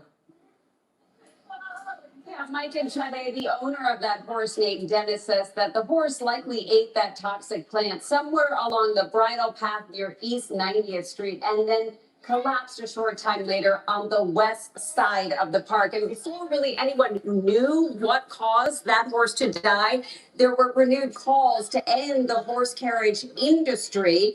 But the horse drivers and owners say that that argument is misdirected and misguided. This would be enough to kill a horse. A mouthful of U-plant needles is what's believed to have caused a 16-year-old carriage horse to go into cardiac arrest last week and die during an evening ride with passengers. That according to a necropsy done by Cornell's veterinary school. Dennis was with us for 10 years.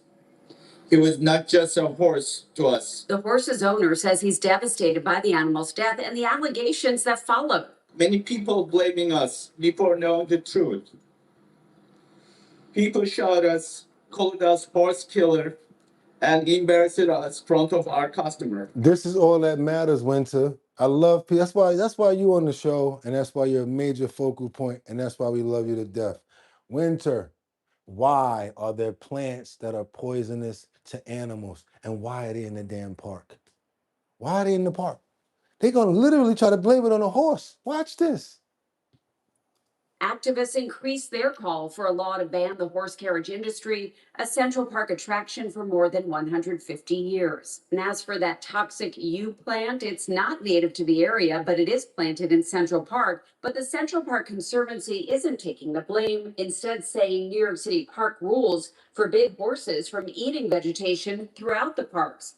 But some say that vegetation, which is toxic to horses, dogs, and humans, should be clearly marked. It's a public safety issue. Simple. If the entire park is curated, if there's a poisonous plant, you can't just justify it, and then the next day you should show remorse. Others agree the plant should be labeled, but say the carriage industry should still be banned. That horse, it probably would have never happened to him if he hadn't been working in Central Park for humans. But the union representing the horse carriage drivers doesn't just want an apology. They want a safer park for their horses. To find out that over the last however many years, toxic plants have been planted in the park where our horses or police horses or parks department horses or riding horses could easily access them when a single mouthful is enough to stop a horse's heart and kill them.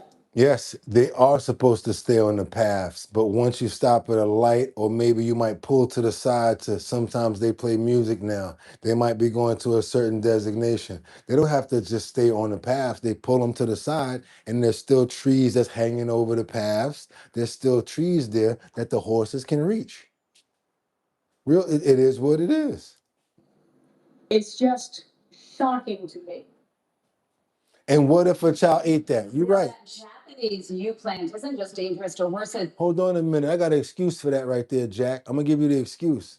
Jack says, wait a minute. Somebody said, what if a child ate that? Purple Mastery says, what if a child ate that? Here go the excuse for the child, Purple. Why is the child eating that? Child shouldn't have had that in his mouth. Blah, blah, blah. Some stupid thing like that. Oh, a child wouldn't eat that. How you know?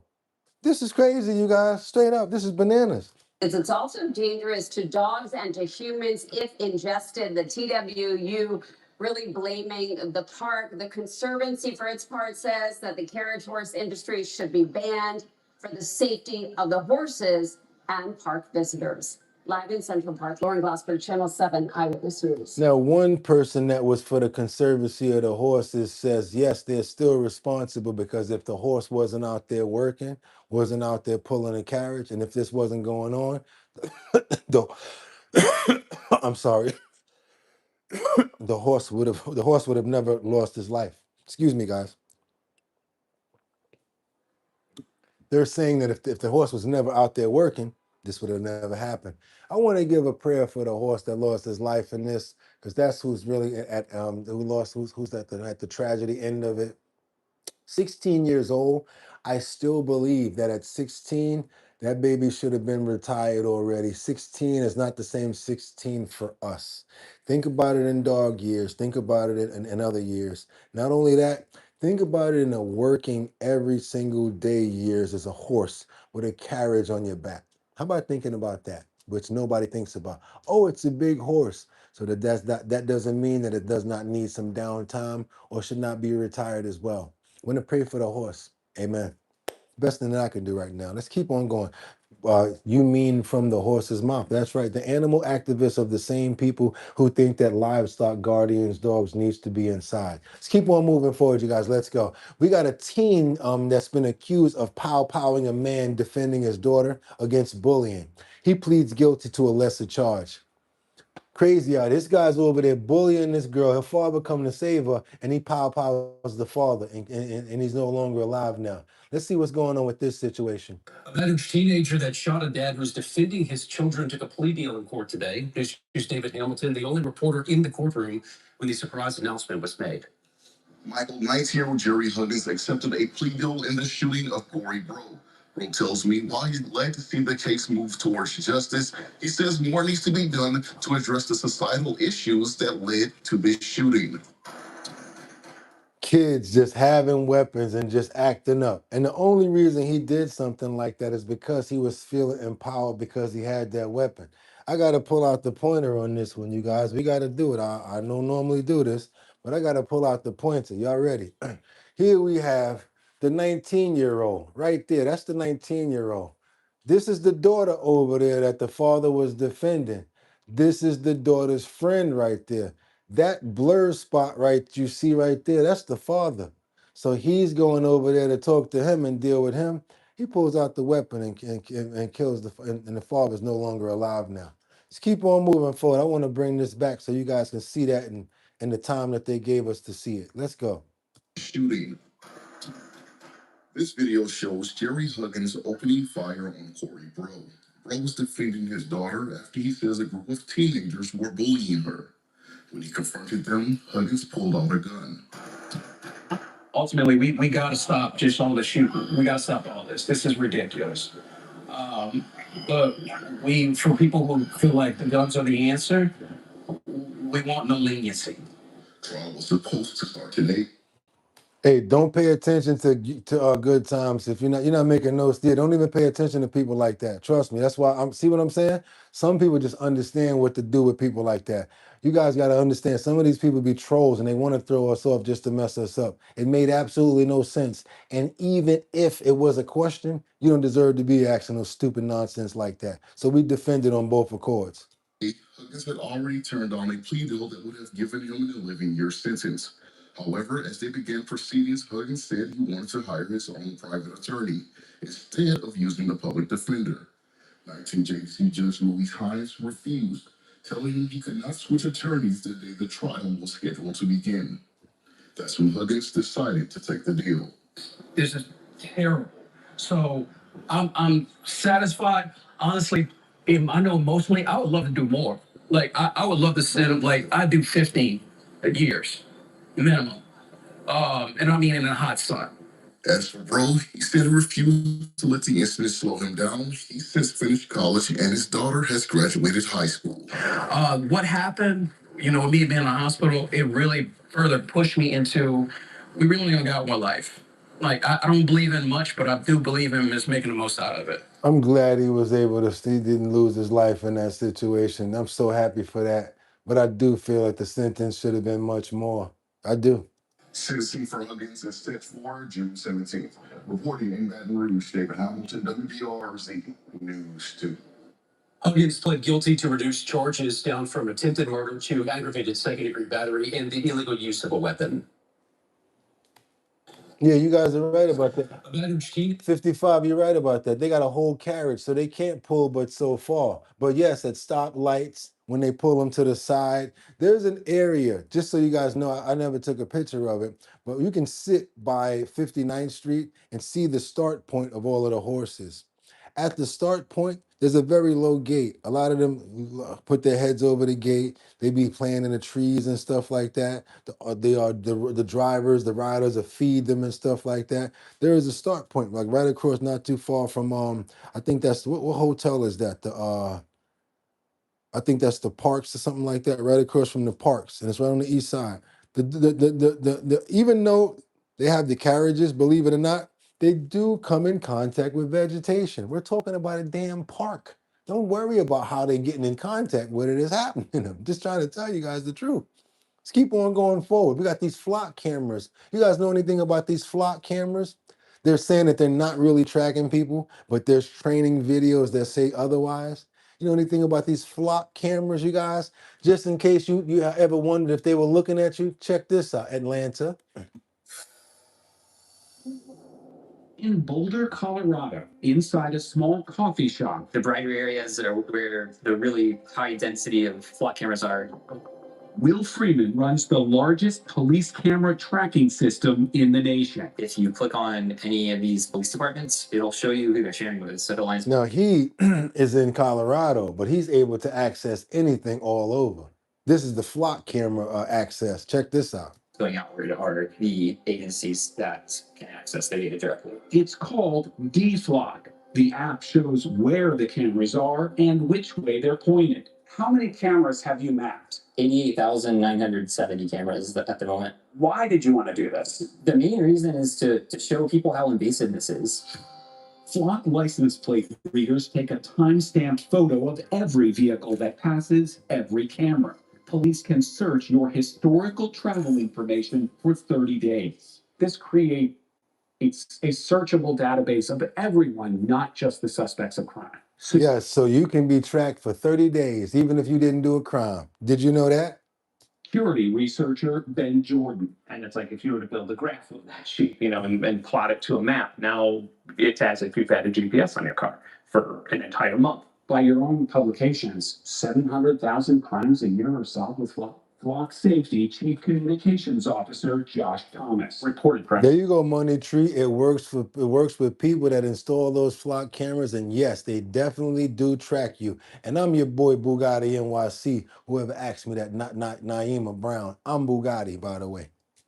Yeah, so there's a lot more that probably are being helped that aren't being reported. But yes, we have about 700,000 crimes that we are aware of that are being solved in part with evidence that's derived from a flock safety device. They can look right inside your car, see what you're drinking. They can see the label on what you're drinking. What you drinking for coffee for breakfast this morning. In order for that historical data to be of investigative value, you have to track every car for 30 days. Again, I would challenge the word track. Tracking the whole of your movements is very different than knowing that you passed by one specific camera 24 specific cameras. Those are different things. And then the examples of tracking that vehicle from location to location to location. But Flock's own webinars talk about its license plate reader's ability to track vehicles and people. And we were able to track him all the way over to another state in Kentucky. You're able to track your suspect's movements. You're saying Flock does not track people, correct? Track people. That's right. The whole their movements like US. We're not tracking people. Well, what do the Condor cameras do? They literally are designed to track a person, aren't they? Not to track a person, no. This is a Flock camera known as a Condor. Unlike the Falcon license plate reader camera, you'll notice this does track the movements of people. Whether or not it was designed to specifically track a person, you can see right now, in real time, no matter which way I move, the camera moves with me.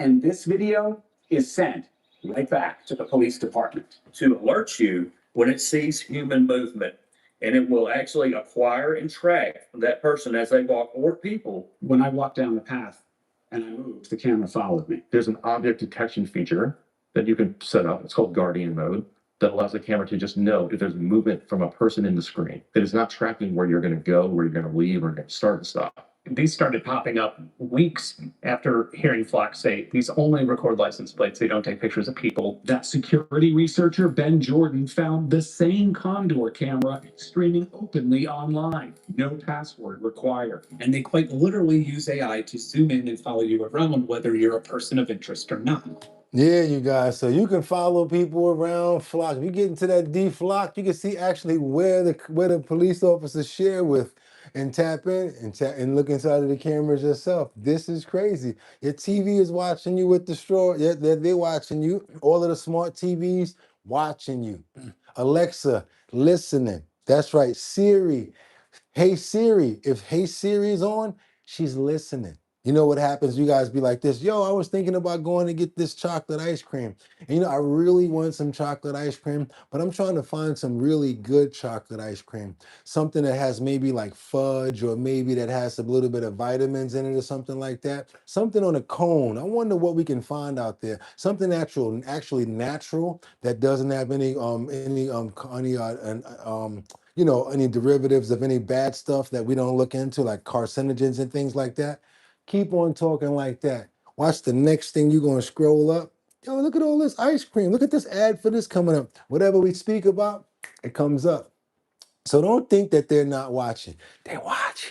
They're always watching. Let's keep on going, you guys. We got to get on over to Baytown. We got a situation where you thought it was sweet.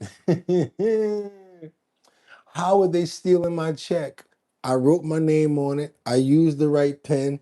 I took it to the post office. I put it in the post office box. The only person that could have stole it was, you're right, someone that works for the post office. Hey man, let me tell you something. Nowadays, there's nobody that's being honest out here. If they can get you, they gonna get you. You saw the special we did yesterday about the checks?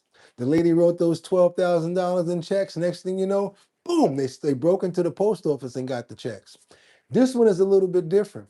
This one happens to be a supervisor. That's right. We got a supervisor that got a little sticky and took some packages, but this package was a little bit expensive. It was over $3,000. It was a sports card that one person that paid over $3,000 for was expecting it to go through the mail, and guess what? That's right. One of the administrators, the supervisor, stole the card, and they caught him. Come on, you guys. So guess what? Using the mail all the time isn't a good deal either. Supervisor in a sting operation after man ordered a collector's item online that never arrived. Tonight, that USPS employee is facing felony charges, but there may be many more victims out there. A sting that they put in to find this person that did it. And it doesn't seem like he's going to get a lot of jail time either. I guess when you work in that sort of job, they really protect you all the way out. What do they call that? Civil service? Watch this. There, KPRC2's Bryce Newberry went to the Baytown post office, and as a story you'll see tonight, only on 2. Stealing right from the post office. $3,600 basketball card this Baytown man ordered online and expected to come and pick up here at this post office. But now a postal supervisor is accused of stealing it, then reselling it online to an undercover officer. Not only did he sell it online, he took the picture that he put on online at his desk at his job. So when you go like that, click, click, the same picture is what's in the back of his desk at his job. So you can identify and figure out it's the same person once you get the. He's not a good criminal, y'all. Rodolfo Silvas has quite the collection of sports cards. They're like a piece of sports history memorabilia, like this is his rookie card. And earlier this year, he hoped to add to the collection with this autographed Cooper flag rookie card he bought online for $3,617. Watch This this. card could be worth a lot in the future. In May, his girlfriend went to the Baytown post office to pick it up, signed for it, and took home this box. The case that came in, it was taken out, it was gone, there was nothing. The box had Look at that. Look at Lee Davis says, I've had silver coins stolen out of the USPS. Yes. a tiny incision, he says, and he reported the card stolen to Baytown Police, the post office, and eBay, hoping it would turn up in an investigation. But you were the one that ended up finding it. Yes, I found it on eBay. Within weeks, he found it back up for sale and reported it to the United States Postal Service Office of the Inspector General. An investigator working undercover connected with the profile Sidekick 2019, according to a search warrant affidavit, and set up a meeting to buy the card for $700 here in this parking lot. And guess who was selling the card? You're here for felony theft. Police recovered the stolen card and arrested 44-year-old Christy Smiley. Smiley worked at the post office for more than 8 years, according to court records. Investigators took this photo of her desk, noting it's where Smiley appeared to take a picture of the card listed on eBay. And they're not. Wait a minute. You ain't getting away with that. I want them to see how stupid is as stupid does. I told you that's the same picture that she put up on eBay. Look at her desk. Same garbage in the back, same sloppiness. She don't even look like she can have a card like that with her sloppiness in the way that she is. And they're now searching her phone for evidence tying her to more possible mail theft victims. I tried to tell him I believe this had been going on for a long time. While it's being held as evidence, Silvas still doesn't have that rookie card and says his trust in the mail is gone. You expect for them to be, do their job and be trustworthy and like anyone, just do your job and not steal. Smiley has been released from jail on personal bonds. The USPS confirming she's no longer in a duty status. What do you mean she's no longer in a duty status? We need to hear the FIRED words. We don't understand that. What's all this civil service coverage going on over here? What do you mean? Because you could say that like she's still getting paid on a whole nother status. What is she doing? That's what I'm talking about. Let's be technical here. Duty status. And the Postal Service also encouraging anyone who may have stolen or tampered mail to report it. We have that information at click2houston.com. In Baytown, I'm Bryce Newberry, KPRC2 News. What they left the wooden box in the middle of the room. They left me in. They left me what? You serious about that? That's crazy. Yeah, she dropped on her job. She's in the union. Okay, so sorry, Donna. Evidence room now. Crazy. Oh wait, she's still getting paid. She's still getting paid. It's not in the evidence room. That card was sold. The card wound up being sold. He cannot get it back. He can't find that card. And you can't blame the person that bought it. There's no sort of thing in eBay like that. You can't. I mean, maybe you could try to sue eBay or whatever like that, but I don't even know if that's going to work. The card wound up being sold, you guys. I'm so sorry. They protect her because she got union protection. Non-duty status means she's home, not collecting the check because of the union. Not collecting the check because of the union. Okay. Pure stupidity though. Look what she did to her job. Oh, I thought it was sold to an undercover cop. No. They was trying to set her up, but that wound up being sold anyway. They say we wasn't going to get it back. So yeah, let's keep on moving forward, you guys. Let's go. We got another situation where a man, we're going the same thing, same sort of package thief sort of situation. But this fool right here, the amount of packages he stole, ridiculous. He made it his job. He said, you know what, I don't even need no job. I'm just going to drive around and steal people packages. Over 2,500 packages this fool probably stole that they can record. Check this out. And what did he do? Some of the stuff he kept, some of the stuff he put on Marketplace and sold it again. Now, the police have arrested a man for a string of package thefts. Watch your head. I done told you guys how many it was. Let's get on over here and see what's going on with this one right here. And we begin tonight in the East Valley, where police arrest a man they say is responsible for more than 15 package thefts from residential front porches. He's a serial porch pirate. This is 12 News at 10. I'm 28. I'm Mark Curtis. Thanks for joining us tonight. The Mesa Police Department arrested the 28-year-old last week in hopes of helping other victims out there. 12 News journalist Tiani Jadalang is here after speaking to Mesa Police today about how they finally caught this thief. Tiani? Mark Troy, the Mesa Police Department says the thefts began over the last 4 months. The suspect stole more than $2,800 worth of merchandise throughout the city of Mesa and even the town of Gilbert. This is who the Mesa Police Department says is responsible for more than 15. So if you got your package stole out in Mesa, I made a mistake, $2,800, 15 packages. So if you got your package stolen recently, it probably was this guy. Package thefts from residential front porches. The 28-year-old's name is Luan Nguyen. And according to Mesa PD, the thefts he's responsible for date back to March 27th of this year. He was going throughout the city, as far as I know. Yeah, just targeting the easy thefts, the packages that are sitting on people's front porches that are easy for him to walk, run up and take. Investigators were able to determine that Nguyen stole more than $2,800 worth of merchandise. What you don't notice is he's literally wearing one of the hats that he stole. You didn't notice that? That one with the chicken on the front? He stole that hat. That which he kept for personal use, while others were sold online. I know they ranged in values, and from what I can tell, you don't know what's in the packages before you take them, so I don't think he even knew what he was taking when he did. Nguyen had his initial court hearing just last week. My name is Long Nguyen. My date of birth was May 2nd, 1998. He was booked into jail for theft, a Class 5 felony, trafficking and stolen property, a Class 3 felony. Look at this. Somebody said, Jonathan said, I was sitting in my yard and the police stopped and told me don't leave packages outside because they're riding around stealing them. I'm from Mesa. It's the Valley of the Spun. Tweakers are out of control. Okay, now it makes sense because they're just stealing packages. They don't even care what it is. They're just trying to get money to buy drugs. The delivery man can barely get them up on the porch because of the dogs. Nobody's going to get them back off. Okay, that's good. Damn, Timu rights with the rights on the front. Let's keep on going, you guys. Let's go. And possession of dangerous drugs, a Class 4 felony. At this time, the investigation remains ongoing as detectives work to identify additional victims. And we're also looking to see if there's more victims out there. The investigation continues. So if anyone is missing packages or thinks that something's been stolen from them, we encourage them to call. That's right, you guys. Be careful out there. You already know you probably got a package stolen from you. I know I did. I'm expecting the big packages now. That's why I track my packages and I put insurance on my packages. I'm waiting for the plastics to come back, the fairings for the B, so that we can fix the motorcycle and get back on the road. I've already paid for all of that. Now we just got to put the plastics on, slap that registration on, get that we're gonna do a overall nice little update on the motor and everything like that. Get all that dial back in. And we back on the road again, you guys. Let's go. Be careful about those packages out there. If you can insure your packages, do so.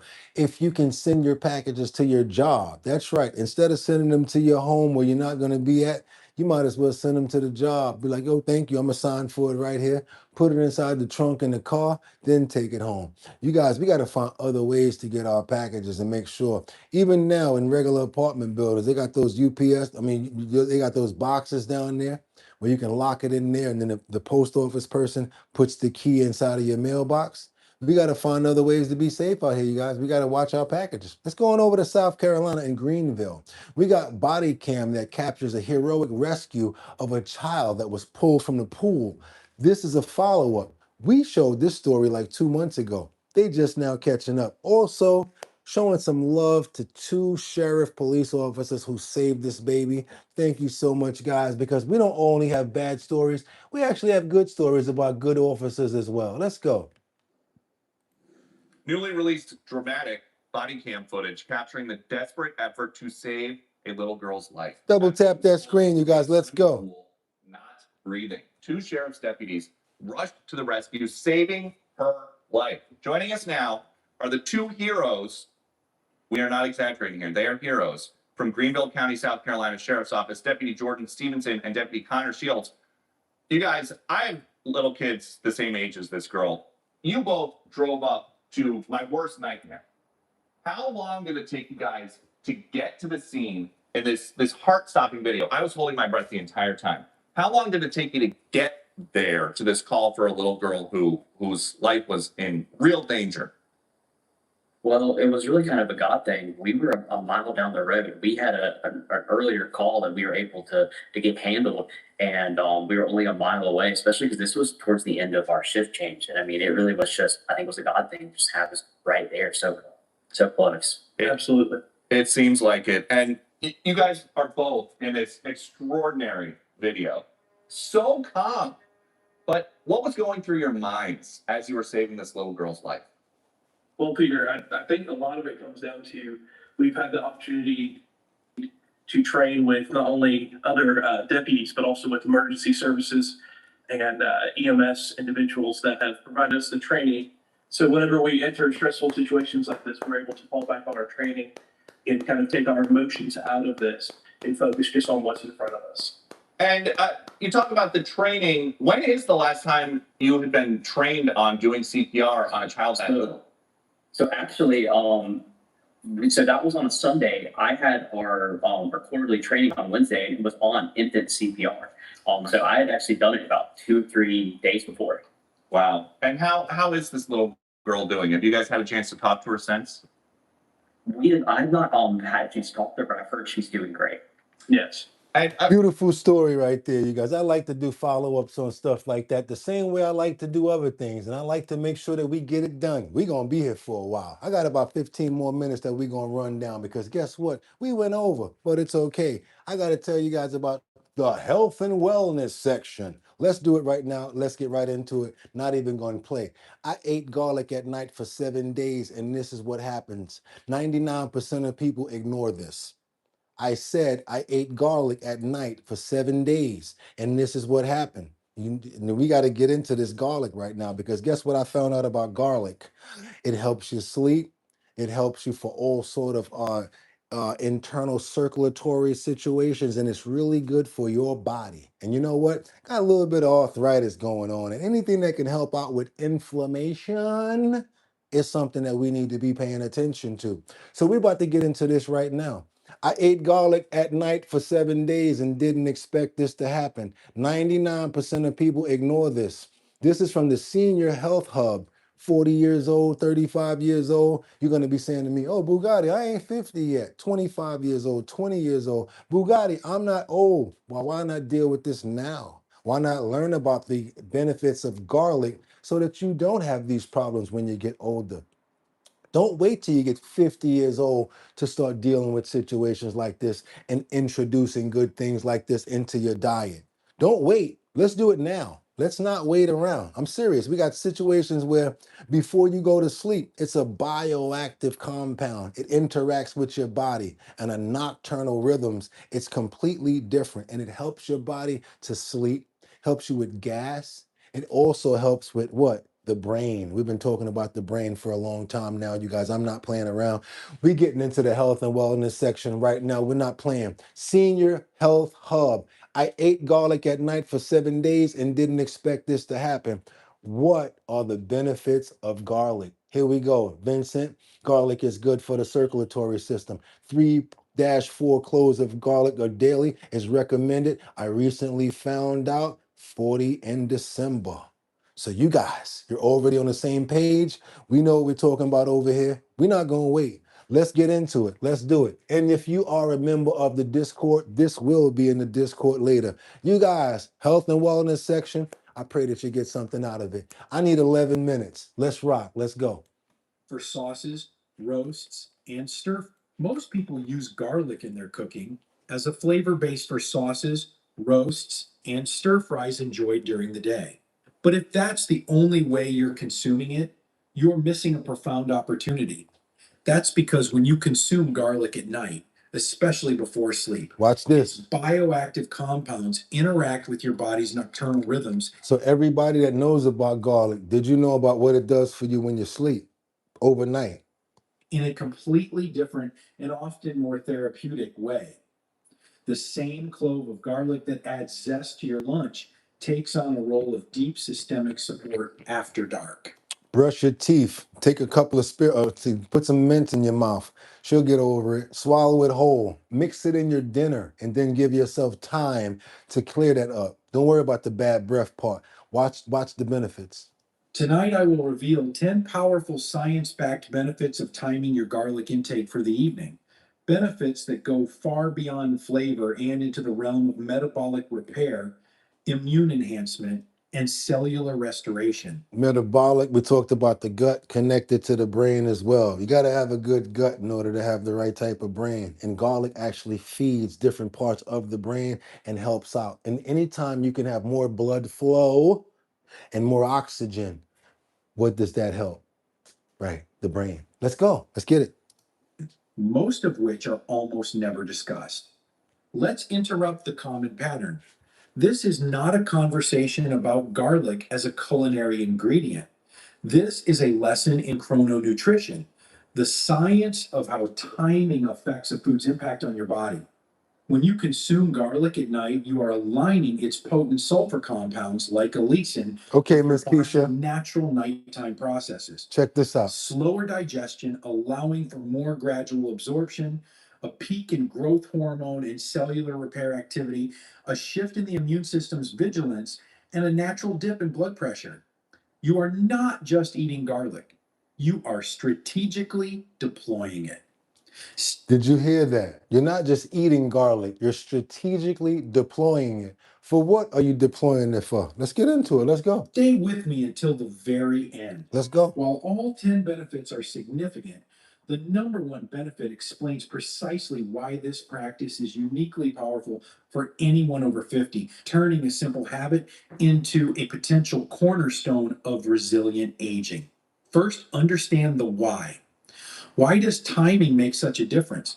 Your body doesn't operate at a constant pace. It has a circadian rhythm that governs every organ. At night, during sleep, several key shifts occur. Digestion slows, allowing compounds to be processed more deliberately. The body's repair and anti-inflammatory processes ramp up. Blood sugar levels should stabilize for restorative rest. And the immune system conducts much of its surveillance and cleanup work. Consuming garlic in the evening essentially provides the raw materials and signals that these nighttime processes can use most efficiently. My question is, how does your immune system work for you during the day when you're outside and you're dealing with all the gases, all of the bad stuff in the air? You're dealing with the stuff coming from the toxins and all of that. Many different things that you don't even know that your immune system is helping you defend from. Garlic is helping your immune system in the evening to clean up, to clean up and to clarify all of that stuff. So that's the good reasons of why using garlic at night is actually good for you. It helps the immune system for all of the work that it's doing in the daytime. The compounds work deeper, longer, and more synergistically than during the hectic metabolic activity of the day. Quick pause. 99% of you watching are not subscribed. Yeah. If you're learning something new, please help this channel grow. Do that. Our goal is 50,000 subscribers. We passed that already, homie. Our goal is 75, so we're going to keep it kicking and get on over here and do what we got to do. Yes, our goal is 75,000 views. $1,000 would be cool too. 75,000 follow subscribers, but 100,000 would be good too. Let's get back on this garlic. I apologize. Let's go. Number 10. Benefit 10. Improves nighttime digestion and prevents morning bloat. Here we go. Garlic stimulates the production of digestive enzymes and has mild carminative properties, meaning it helps expel gas. During the day, this effect can be lost amidst other foods. That's why I want you to stay here with me, and I love the fact that you're paying attention, and I can tell Delusory 6427, how much garlic do you need to eat in the evening? I'm going to tell you. They're going to break it down. Exactly. Stay with us. Come on. At night, a small amount helps ensure the final meal of the day is processed more completely, reducing the likelihood of fermentation, gas buildup, and that heavy bloated feeling upon waking. Do you have a heavy bloated feeling upon waking sometimes, where you feel like you got extra air in your stomach, where you can't actually let it go for a long time? Garlic actually helps that in the evening while you're sleeping, so it doesn't happen in the morning time. That means that it's helping your body process your digestive. Anything that's going to help the body digest and help you, anything that helps the gut, anything that helps the gut is something that we're going after here. Sorry about these sirens, you guys, but a lot of times they do this just to get through traffic with no real designate destination. Got to be honest with you. That's how it is now. It gently primes the digestive tract for a smoother morning routine. How to use 1/2 to 1 small clove. You guys are asking really smart questions. How do I know? The last question that you just asked is already what they're going to bring up in the next answers. Stay on topic. You stay on point. You see what happens, right? Lightly crush to activate a listen. So now I'm going to take that right back. We got 1 to 2, and the way that they're going to tell you is how to take it. Here we go. Digestive tract for a smoother morning routine. How to use 1/2 to 1 small clove. Lightly crush to activate a listen and incorporate it into your evening meal. Avoid taking it on a completely empty stomach right before bed, as it can be too sharp for some. Benefit 9 supports the liver's natural nightly detoxification.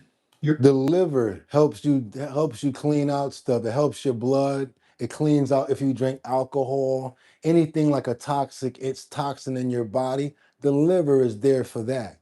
Garlic helps the liver. You get where I'm going with this? Anything that can help those parts process while you sleep and help those parts, that's what we should be taking. Your liver is your primary detoxification organ, and many of its enzymatic pathways, particularly phase 2 detoxification, are highly active during sleep. Garlic is rich in sulfur-containing compounds that act as substrates and activators for these very enzymes. By providing these compounds in the evening, you are essentially fueling the liver's nightly deep clean. There you go. Supporting its ability to neutralize and prepare toxins for elimination, leading to a feeling of lightness and clarity in the morning. Benefit 8, helps stabilize blood sugar overnight. Nocturnal blood sugar spikes or dips are a silent threat, contributing to insulin resistance, nerve damage, and inflammation. Garlic has been shown to improve insulin sensitivity and moderate blood glucose levels.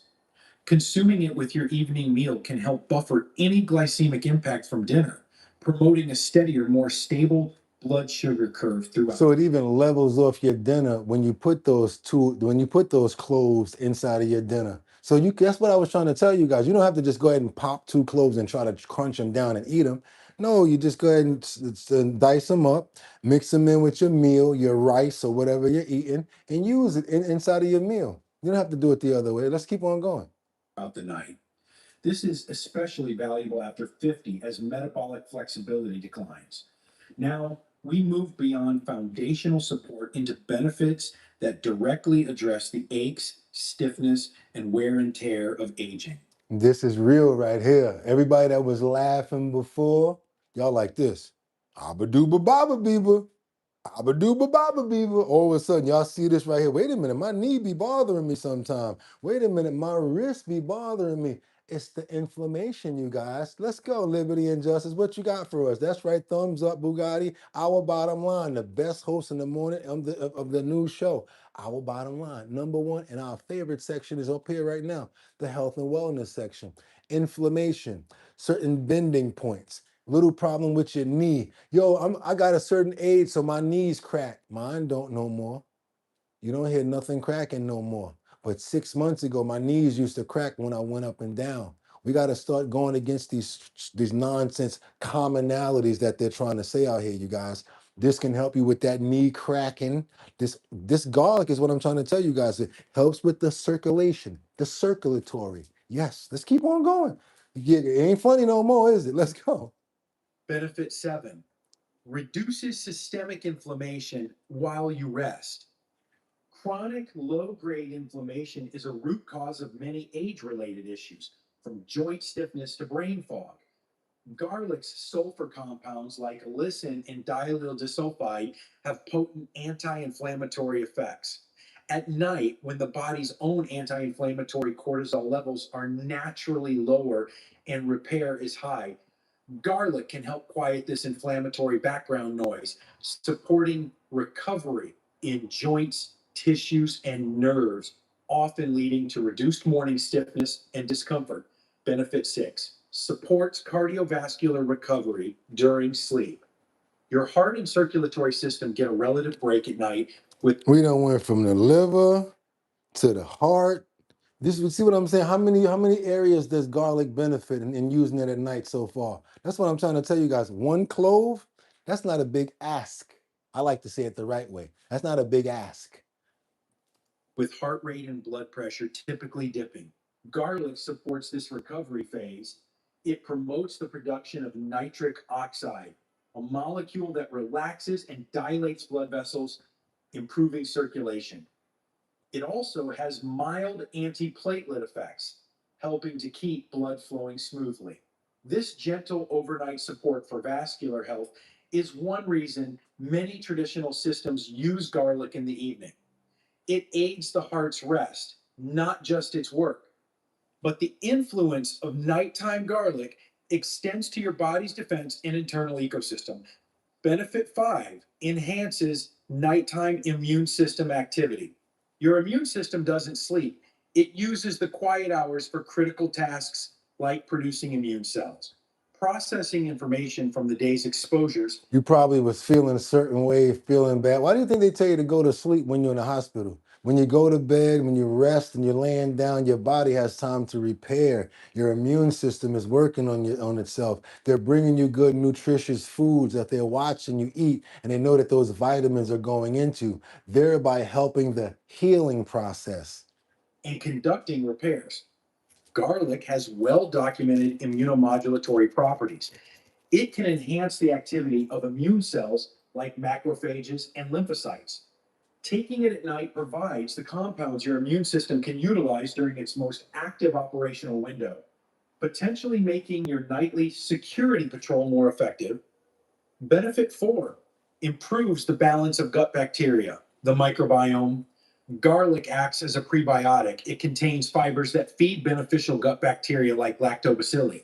Simultaneously, its antimicrobial properties can help keep less desirable bacteria in check. See that? At night, as your gut microbiome undergoes its own restructuring and fermentation processes, providing this selective fuel supports a healthier balance, which can translate to reduced gas, improved stool consistency, and better overall gut-liver axis function.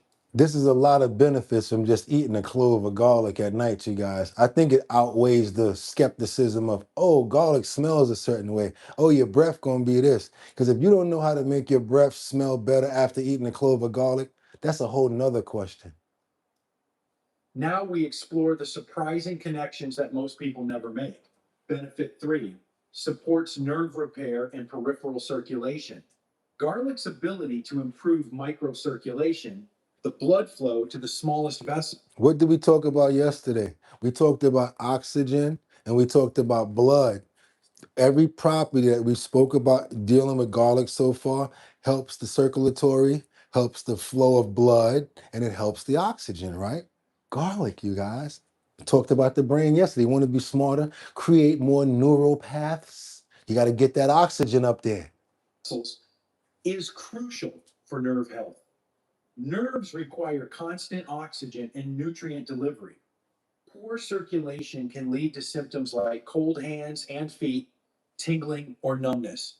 Again, poor circulation. I have it right here sometimes. Tingling and numbing, a little bit of inflammation. I'm telling the truth, you guys. I get it there. Some people might get it in their knee.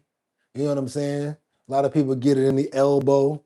You know what I'm saying? When you move your elbow, it feel like real heavy, or it's like a little. It feel like you don't even own it anymore. And you guys mistake it for like arthritis, but that's part of it because your circulatory system is being affected. Try some garlic at night and work on your immune system and start working against that and building it up. Let's go. Let's keep going.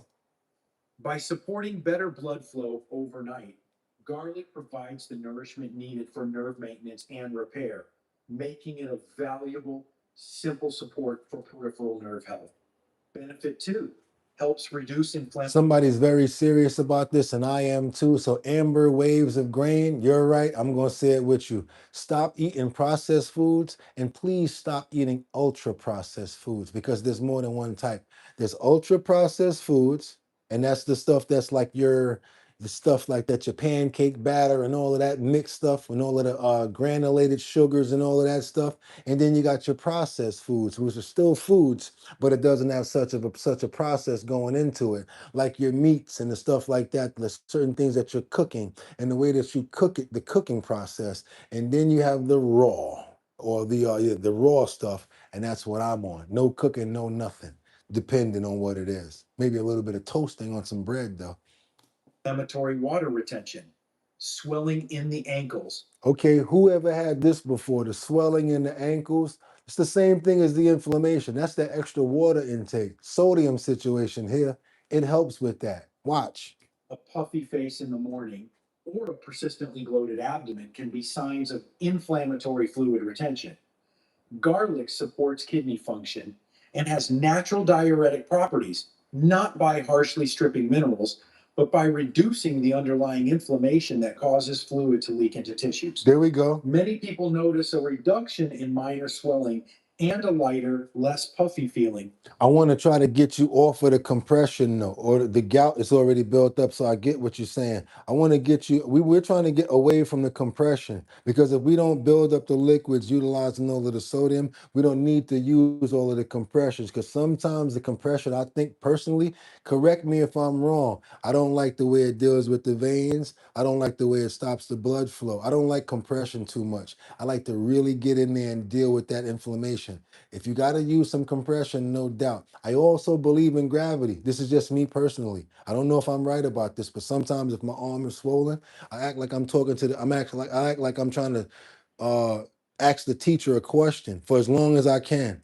I'm holding my hand up like this, and then I'm starting to feel my arm and my hand get a little bit more circulation going on in there where the blood is flowing.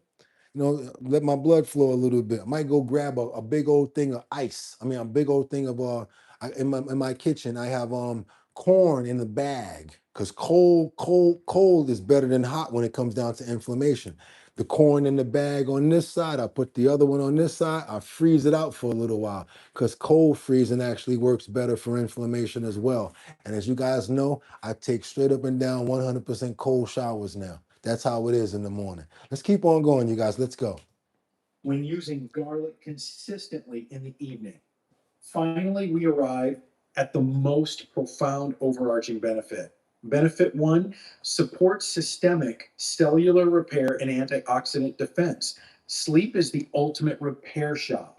This is when your body performs the majority of its cellular maintenance, DNA repair, and protein synthesis. The sulfur in garlic is not just a flavor component, it is a building block. Your body uses sulfur to produce glutathione, one of its most powerful master antioxidants, and to synthesize compounds. I got to stop it here because Kalesiv says something important. I'm 50-50 warm and cold. I don't take hot anymore. I need to know how it feels. Been working on that for the last 3 months. We want to know if it feels it. I could tell you guys how I feel, but it's different coming from somebody else. And Kalesiv is no joke. Kalesiv can do sit stand straight up and down. Kalesiv can do sit stand with no hands. So I listen to Kalesiv. She said, whoop.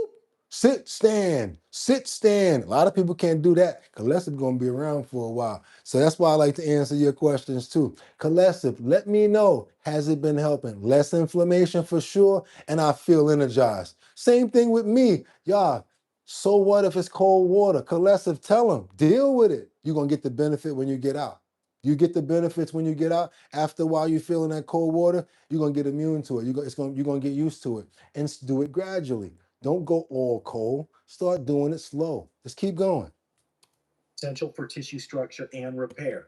By providing bioavailable sulfur compounds at night, you're supplying the raw materials for this critical repair work. This is why the benefit is magnified for seniors. As we age, our endogenous production of compounds like glutathione declines and repair processes become less efficient. I don't think that we should wait. We know this information now. if you're 25, if you're 35, if you're 45. You see what I'm trying to tell you? Don't wait till you get to 50 to start doing stuff like this because they're telling you what happens at 50. No, you deal with it now. Compounds like glutathione declines and repair processes become less efficient. Nighttime garlic becomes a direct nutritional Look at her support hair, for very healthier. longevity and resilience. How to use garlic at night safely and effectively. Best method, use 1/2 to 1 small clove of fresh garlic. Crush or chop it finely and let it sit for 5 to 10 minutes to allow allicin to form. Then mix it into a small amount of food, like a teaspoon of yogurt, honey, or as part of a light dressing for a small evening. Aha, got around the nasty breath thing. Aha, y'all kept on bringing up the nasty breath stuff.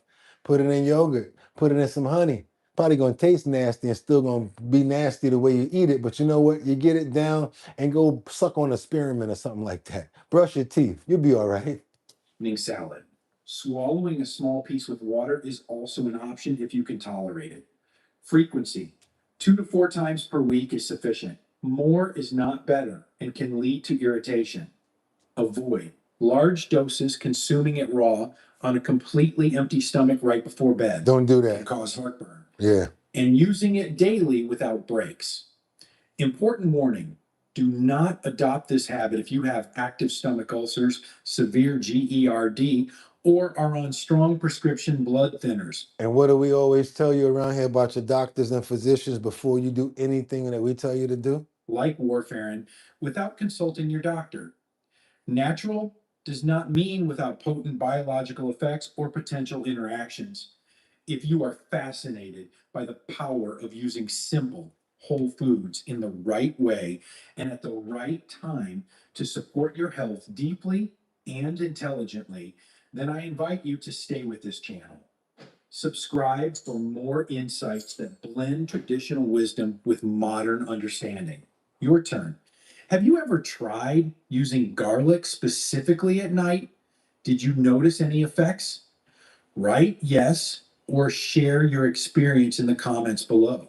Okay, I'm gonna let them be able to do that by telling them where to go get and be a subscriber to this channel. I share information. We all share opportunities over here. We don't hold back when it comes down to stuff like this. We share in the love. So again, just for all of those people that's interested in knowing the channel name, I ate garlic at night for 7 days and didn't expect this to happen. 99% of people ignore this. You heard what I said, right? Now we got Senior Health Club. That's it. That's it. 3 words, Senior Health Club. And how do we do it? We go over here and we hit that subscribe, boop, and then the bell pops down. We hit that arrow down, and then we go all the way up to all. What's that gonna do, Boogotti? That's gonna make sure that I get all notifications from the Senior Health Club anytime they put another video up. Same thing that you guys can do under me and add another subscription to your arsenal of a good show and a good place to be at. Hope you guys, like I always do, I always pray that you guys, I say, God, you know what? I pray that they get a lot of information out the health and wellness section today. So yes, I'm praying that you guys got a lot out of that today. And if you're a member of the Discord, come on now, going over to the Discord and go watch yesterday's video. Go watch the day before health and wellness. And yes, today's health and wellness video will be in the Discord as well. And the Discord that I'm talking about is the Our Bottom Line Discord. We're on Discord. We're doing pretty bad over there. We had 88 subscribers. Now we got 56. Well, I guess we're doing pretty bad on Discord, you guys. I guess only the real people that's down with us are on Discord. But that's cool, because that just shows who's really down for us. Colessive and those people over there. So if you guys want to be a part of our Discord, go on, download Discord and check us out on Our Bottom Line, where the chat does not end and we have a great family over there. Well, you know what? At least we know we got good people out of that 56. How about that? How about we look at it like that? And guess what? Dun, dun, dun, dun, dun, dun, dun, dun, dun, dun, dun, dun, dun, dun, dun, dun, dun, dun. That's right, you guys. Congratulations to who? Nova. Nova has successfully graduated therapy. And you know, we got to show them some love over here. His nurses and doctors are very proud of him. Lynn, his mother, is very proud of him. She's so happy that she got him a cap and gown for his last session at the therapy, you guys. That was a really good video. Hope you guys had a good chance checking it out if you ever saw it. Did you ever get a chance to see Nova when he actually had his graduation? Oh, you didn't? Wait a minute. I'm just playing with you guys. You know how we love them. They're family members, and we show nothing but love over here to Lynn and Nova. And you guys, congratulate our boy Nova. Let's double tap that screen and get those likes up. Let's tell Nova that we got nothing but love for him for being able to go ahead and complete his therapy. And guess what? He really did graduate. Not only was it the last day, but he really did graduate. Look how Nova's walking now, you guys. Check this out. And so many people didn't think he was going to make it, but his mother wasn't going for it.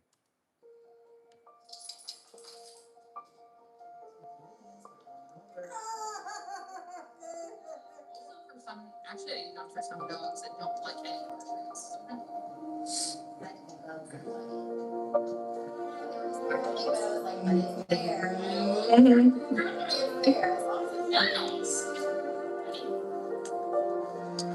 Look at Nova. He got his gown on, y'all. He's celebrating at his last session. And look at how much they love him. You see how they like really rub him and really pet him and really love Nova? This dog has got a lot of love out there, y'all.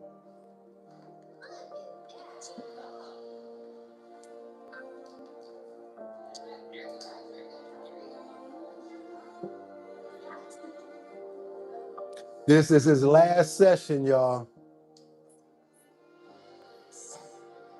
He's stepping with the big dogs now.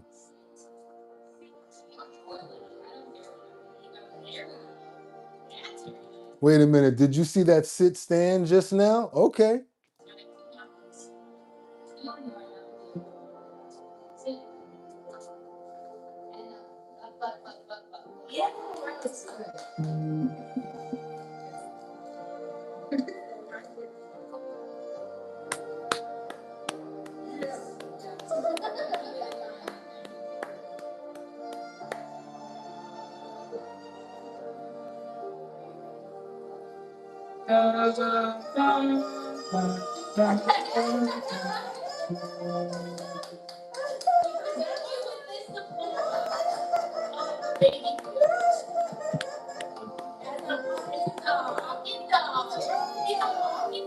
He's a walking dog. That's what they say. We present you with this baby food as your scholarship. You're a walking dog now.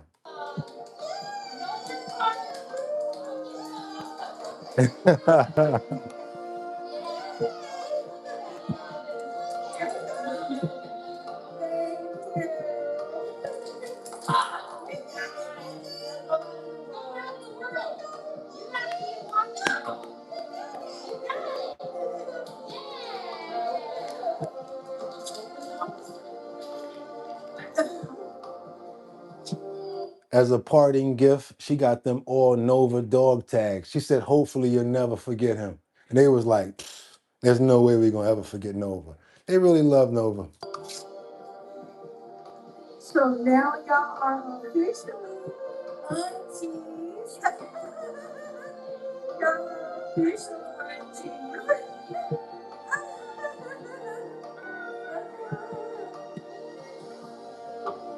He's so proud, right? He's very proud. You see it? He's very proud.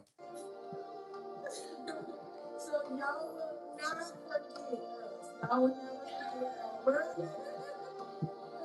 Lynn says, so y'all won't forgive us. They forget us. They like, never. How could I forget even you with that laugh that you got?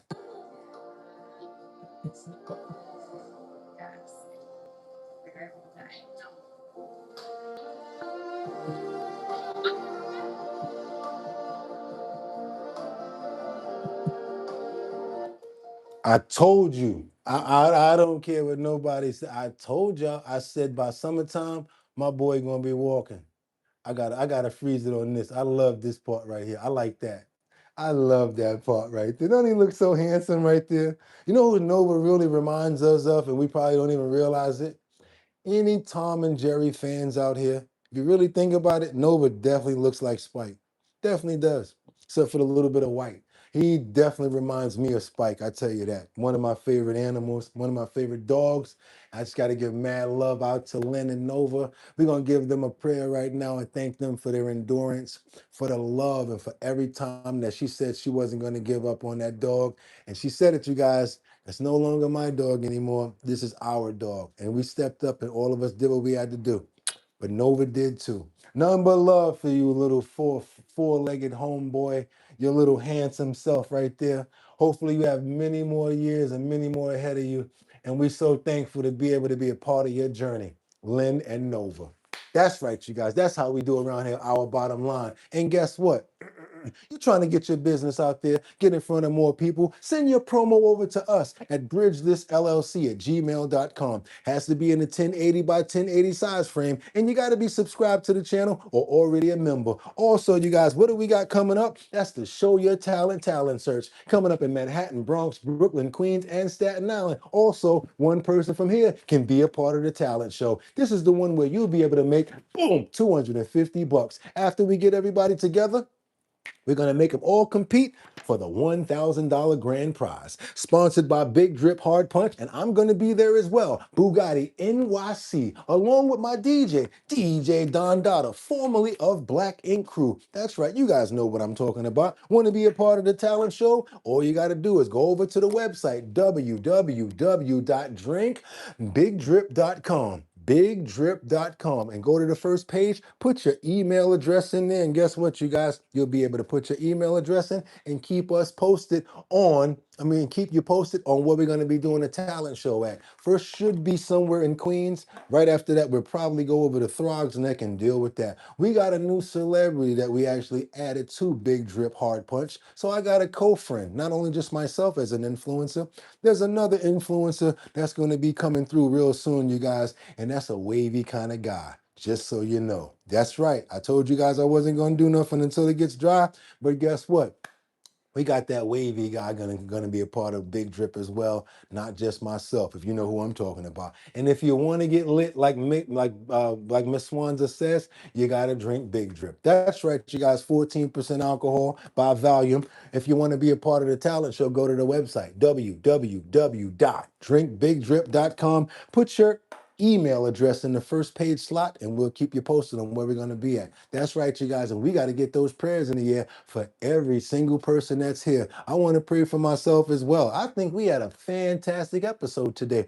Didn't know if you guys were going to be okay with that garlic episode. I like to mix it up a little bit, but guess what? Out of nowhere, you guys are like, wait a minute, Boogotti, leave that one alone. We like that. I love the fact that I'm able to bring you guys good content besides what's normally going on when it comes down to politics, daily events, and trending topics and current events. We try to swing it to you guys and give you something more, which is our health and wellness section, which is honestly probably the one of the best segments that we have. I'm actually thinking about breaking that whole segment away and doing that by itself. Not leaving it, not taking it away from the day show. I'm talking about making it a segment by itself at night. How about that? Every other day, just the health and wellness section at nighttime. That'd be pretty crazy. How about that? Let's keep on moving forward and double tap that screen, because see, we just keep on growing with ideas over here. And you guys are the reason why we have the growth. Understand that. Boogotti, don't wear that hat. We like the way you look with the suit on. You guys did all of this. This was not me. Over almost a 2-year course, we learned together to get better. So I want to tell you guys from the bottom of my heart, I appreciate you guys for making me better, made me better. Real talk. So what we're going to do right now is we got to get those prayers in the air, because we need the Lord to know that no matter what the weather is outside and the way that we feeling, we still love him, and we praise him, and we thank him for every single day. Last thing I'm going to say is this, and it's the first thing I always say.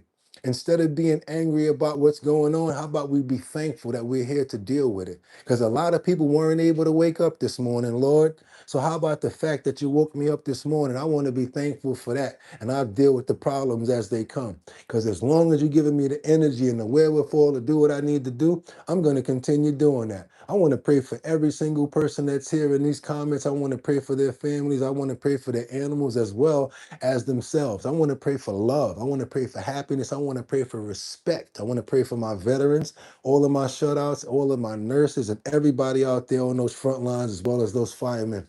Thank you to all of the friends and family that come here. And I'm so happy that the new people are getting content that they feel is really good from us. I love the old people that have been around for a long time, and that means that I'm being able to continue giving you guys good content, which means that we got a good show. But the new people let me know, hey, you guys got a good show over here. We mad that we never knew about it. That's why I keep on grinding, because sometimes you might lose, but all of the new people that we're getting here, I also appreciate you guys too. Let me let you know that gloves or not, keep on coming through. Stay safe, stay healthy. Can't wait to see you guys tomorrow. Amen. And with that being said, y'all know what's going down, right? Boom, boom, just got paid. Boom, boom, Friday night. Boom, boom, party hunting. That's right, you guys. We'll be right back here tomorrow at 6 o'clock in the morning for trending topics, current events, and much, much more on your number one show, because you are the number one co-host and number one family.